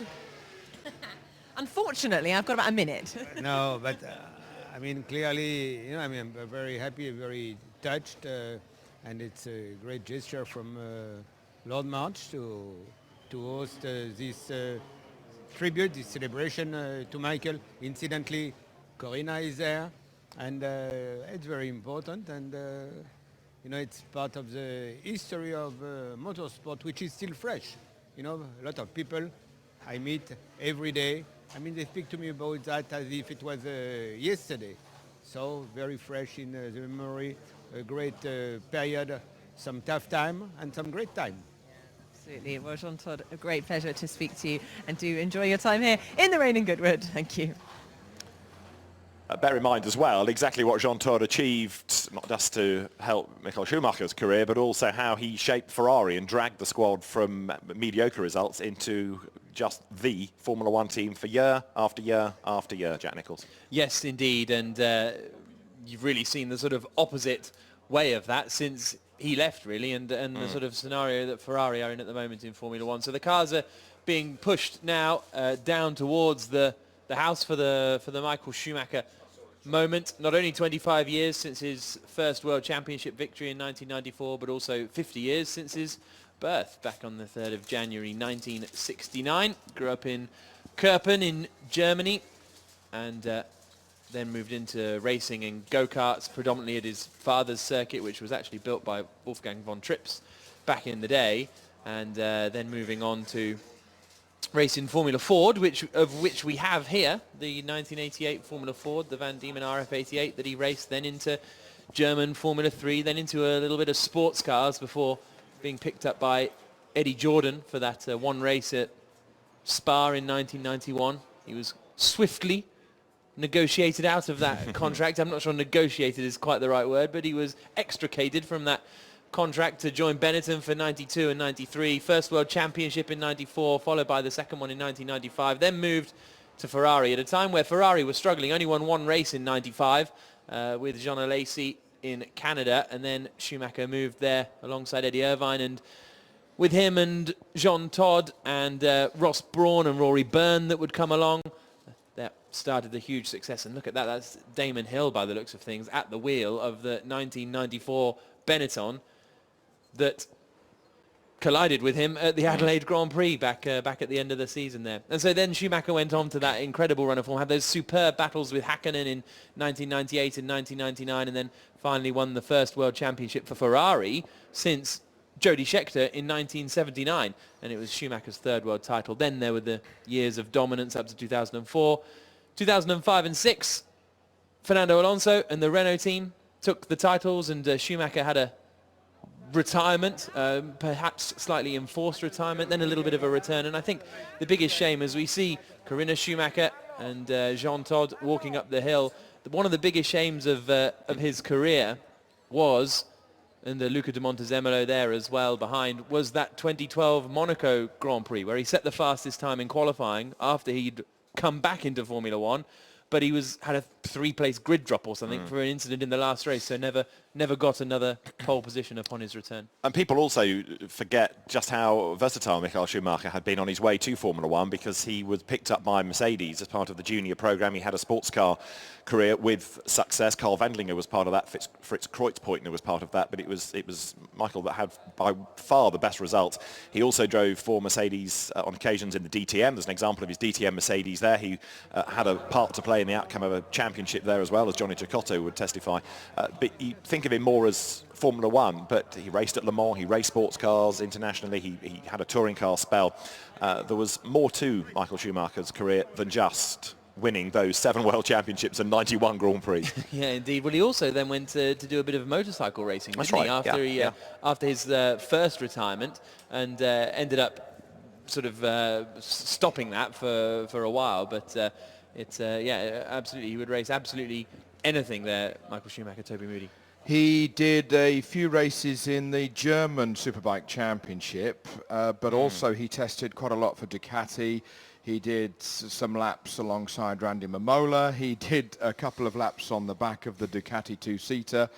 And as with 4 wheels, he did long test sessions, long days, took his helmet off, not a single bead of sweat. And for both disciplines, of course, we all know you need to be hyper fit, but in different ways. And he gelled very quickly indeed. He actually did some laps aboard a Honda in Germany for that Superbike Championship. He also did some laps aboard a KTM as well, sort of behind the scenes, under the radar, with some colleagues of mine. But yeah, we were all there at those Grand Prix, weren't we, guys? You know, the battle between Damon and Michael at Silverstone, and you know, Lady Diana was giving out the trophies. That's you know, right, those years. It was top stuff. In a way, though, he unfairly, perhaps, became almost a pantomime villain. You know, there was the British fans cheered for Damon, and there was the Adelaide incident. There was then the incident with Jacques Villeneuve, and maybe in Britain, Michael didn't get the recognition that he deserved. You're quite right, David. And when you read some stuff and Damon talks about the past, you know, Damon went to Hockenheim, but with police escort. You know, let's look at it, as you say, from the other side of the coin. Yeah, exactly. There is Damon Hill, who, as Toby was saying, had that clash with him in Adelaide in 1994. The old photograph of the car up on 2 wheels, and Damon out, Michael inheriting the championship, even though he was a retirement from the race too. Every world champion is the best in the world for that year. They don't just give out race wins. They certainly don't give out world championships. But you know, with the work ethic that he put in, the thing that sort of swung it for me was, Ross Brawn saying he had a little notebook on the side of his bed, and he'd wake up in the middle of the night and think, what we need to do for turn 5 at Silverstone is maybe try this. You know, it was that Senna level of mental computation that wasn't just, okay, we're done now, boys, let's jump in the hire car and go for a meal at the hotel. Yeah. It was 25 hours a day that his brain was trying to work out, what can I do to get the biggest advantage before the green lights go out. And Jack, isn't it also true that he would make sure he knew the name of every mechanic in that garage and say good morning to them and say goodbye to them at the end of the day before he left? There was that element that endeared him to the team. Well, I think that was the big part about it to go to 1996. When he joined Ferrari, was the galvanising the team around him, not only with Luca de Montezemolo and Ross Brawn and everyone at the top of the team, but everyone in Ferrari wanted to do well for Michael Schumacher. And Toby touched on this as well, that Michael would arrive on the podium looking as fresh as a daisy, not a bead of sweat, and that was another way that he beat the opposition, because he got into their brains. He was able to get into their psyche, because they would look tired and they'd be worn out after a tough race, and there was Michael looking so fresh. So we will acknowledge a great, not just Formula One career, but motor racing career as well very shortly. And I think that's key with the fitness, isn't it? Because you remember Ayrton Senna when he got out of cars in the early 90s, and he was so tired and he could barely lift the trophy and all those dramatic things, which were great and we love. And then Schumacher would turn up and he'd just hop out of the car as if he hadn't done anything. And these were kind of similar-ish eras. Yeah, that's true. And so the fitness that he took to a whole new level. Absolutely right. There's an example of one of the early cars, the Michael Schumacher Van Diemen RF88. Willy Bergmeister's team ran that car in German Formula Ford in the European Formula Ford Championship. Let's have a look then at the career of Michael Schumacher. The car, the Formula Ford, the 1988 Van Diemen. In the background, the Sauber Mercedes that Michael drove. Behind that, you've got the 190 DTM Mercedes that was also part of his career, as we can have a look at Michael's career.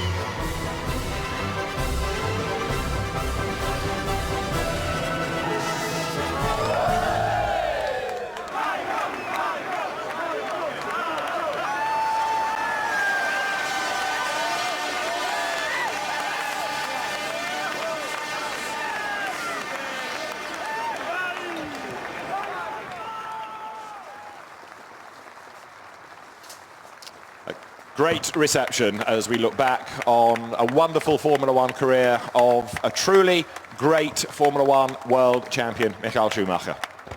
Statistically, the greatest Formula One driver of all time. Many would say the greatest Formula One driver of all time. There's an incredible selection of his Ferraris, the F2004 that was so dominant that year. You've got the Mercedes that he made his return in 2010 in the comeback down there, and the fireworks going off behind the house.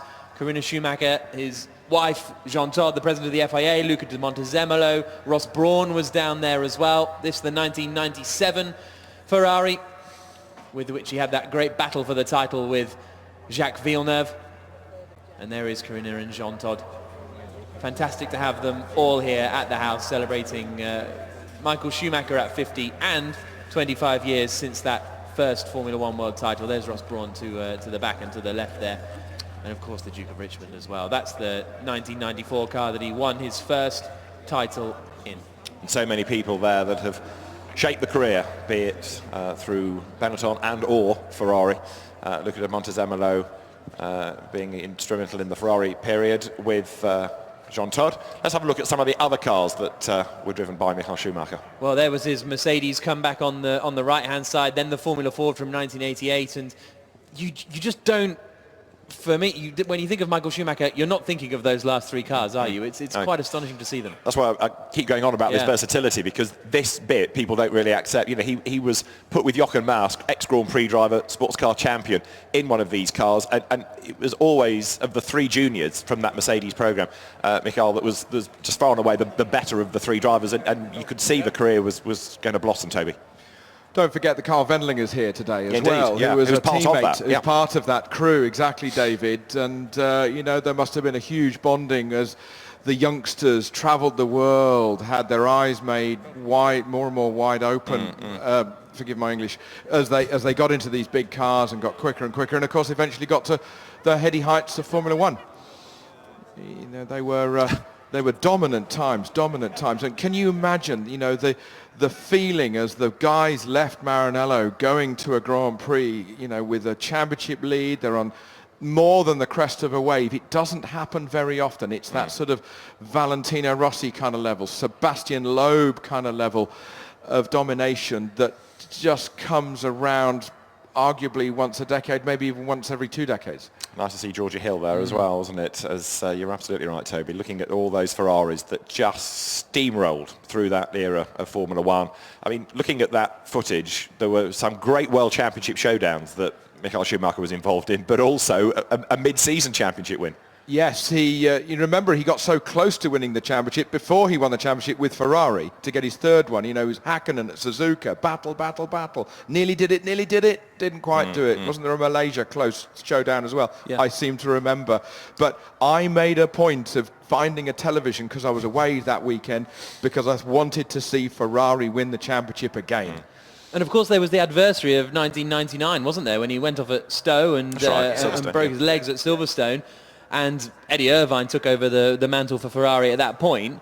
But he came back from that to win 5 of those championships. Absolutely superb. So let's go down to Tom Clarkson, who is one of the key men in the history of Michael Schumacher. Ross, what an incredible collection of cars, incredible collection of memories as well for you. Yes, yeah, I've been involved in most of them actually. Yeah.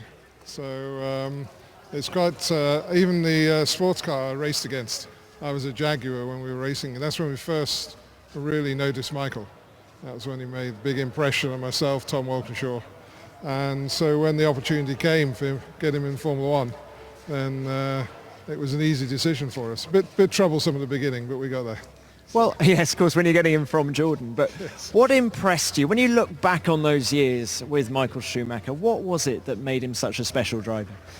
Well, I think anyone at his level has to have the natural talent. You know, you can work as hard as you like, but you haven't got that natural talent, that inner gift, then you're not going to succeed. But when you marry that inner gift with the approach and dedication and commitment he had, and his character, I mean, he endeared himself to people within the team. Everybody wanted Michael to succeed because of the way he behaved to them.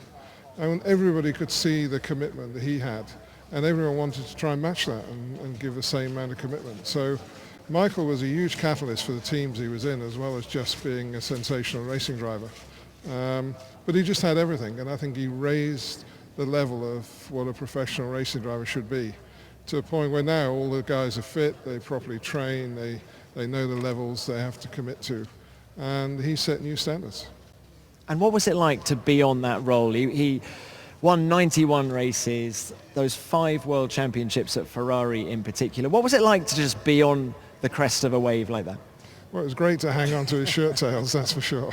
Yeah, very special. I mean, the tendency in Formula 1 is you're always looking forward. You don't look back, because you've got the next challenge, you've got the next race, you've got the next championship. So often when you have that success, you don't perhaps enjoy it as much as you could. It's what we're there for. But there's still a tension of, we've got to do this again, or we've got a new challenge, we're thinking of a new car. So reflecting back on it now, I've retired from racing. It makes it very special, and especially seeing all these cars here today bring back great memories. And lots of the mechanics are here as well, which is extra fun, because some of the guys who I work with at Ferrari have moved on and they're now looking after these cars. So it's great to see lots of the old mechanics. Great to see them. Great memories too. Thank you, Ross. Thanks. Fascinating to hear from Ross Brawn. I'd forgotten the Jaguar-Mercedes rivalry link to Michael Schumacher, but all part of that great rivalry of sports car racing, and you can see how Formula One became aware of him. Now, one of Michael Schumacher's great rivals, Damon Hill, he's with Nicky Shields.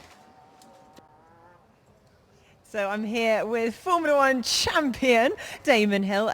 Damon, obviously Michael was a huge rival of yours throughout the years, but today you're driving the 94 Benetton. Tell us about your memories from that year, 1994. Well, 94 was a tumultuous year, really, with it starting off with what happened at Imola and Ayrton Senna and Roland Ratzenberger, and then the battle carried on with me, and I ended up in a title fight with Michael Schumacher.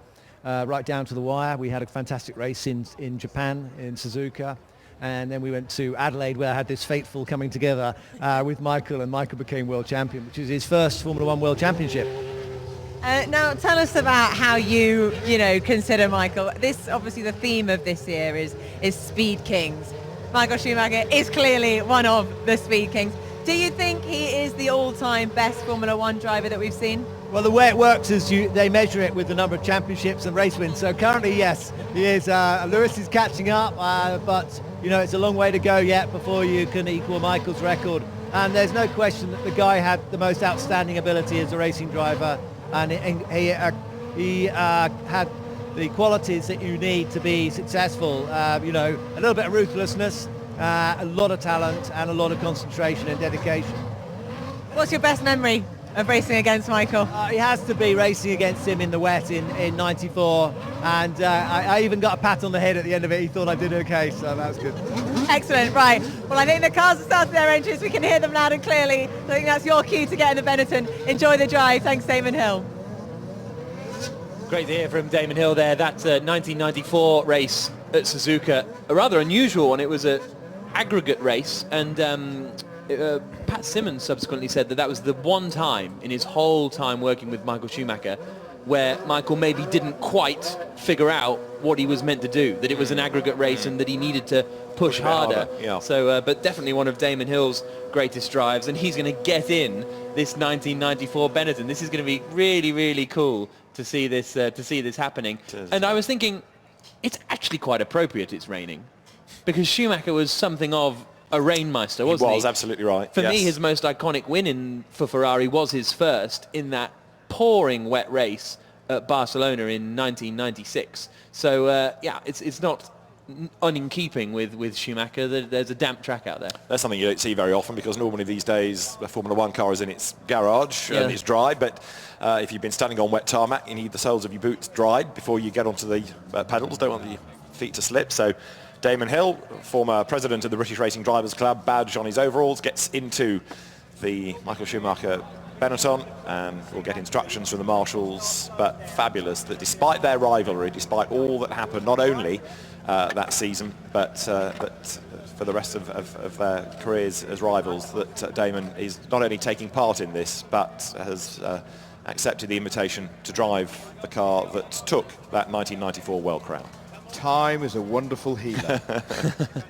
Well, as you say, their rivalry went on a little bit, didn't it? Because you had 1997 when Hill was in the uncompetitive Arrows, overtaking Schumacher for the lead at the Hungaroring. There was a time, I think it was Suzuka 1998, where Damon has subsequently admitted that on purpose he was not getting out of the way of Schumacher when Schumacher came to lap him, and I think he put the rudest word possible to describe what he was driving like. Subsequently, this was on Twitter just a year or so ago. Okay. So that rivalry kind of simmered for a long time as we look at Marc Genet getting ready to get in that car. And remember, you know, us here in the commentary box and every single British television viewing person listening to these words were encapsulated by Murray Walker.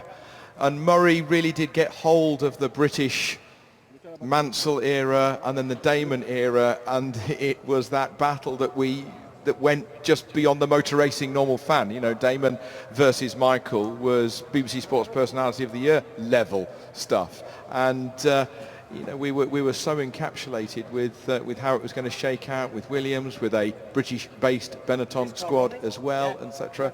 And no matter who you supported in Formula One, we've all got a soft spot for Ferrari, particularly as they hadn't won for so long. So we all supported Ferrari, whether or not you still supported Damon in another car. There was lots going on. But go back to 1994, Damon Hill just touched on this. It was such a tumultuous season because you had dramas pre-season in testing with accidents. You had, as Damon said, that horrific weekend at Imola. There was Pedro Lami's big accident after that. There was the fuel fire in Germany. There was Michael's exclusion from the British Grand Prix eventually for overtaking on the 2 warming up laps for the twice attempted start race. Carl Wendlinger's crash. What I was going to say was, because of sadly, Imola, it had that perverse effect of more people becoming aware of Formula One. So all this was being played out in front of an even bigger audience, which perhaps heightened the drama of that championship showdown in 1994. Yeah, indeed. There's a really good book, actually, from the period in which Damon wrote, I think, with John Nicholson taking the photographs, called, I can't remember, I think it was called Grand Prix Year, I think. Yeah, and then they did another one 2 years later called My Championship Year. And it's just an amazing insight into what was going on that season, because Hill said he wasn't the team leader. You know, he's come in as teammate to Ayrton Senna. Previously, he's been with Alain Prost. He's not the number one driver, and suddenly he is. Just as his father had to do after Jim Clark's death. And it was Damon's only second year. We've hardly given much mention to Mika Hakkinen, who won the championship 98-99. You know, he beat Michael, and Michael took a lot towards the end of the year towards to get that championship. But there was so much going on. Well, need to be careful not to get run over down here. That's Marc Genet pulling away in the 2003 Ferrari. Marc, of course, was Michael's test driver. Then there's Robbie Kerr pulling out. Now here's Damon Hill. Look at that in the Benetton B194. That is the car in which Michael Schumacher crashed into Damon at Adelaide in 1994. Michael, of course, won that World Championship and Damon lost it. But that's Michael's Formula Ford from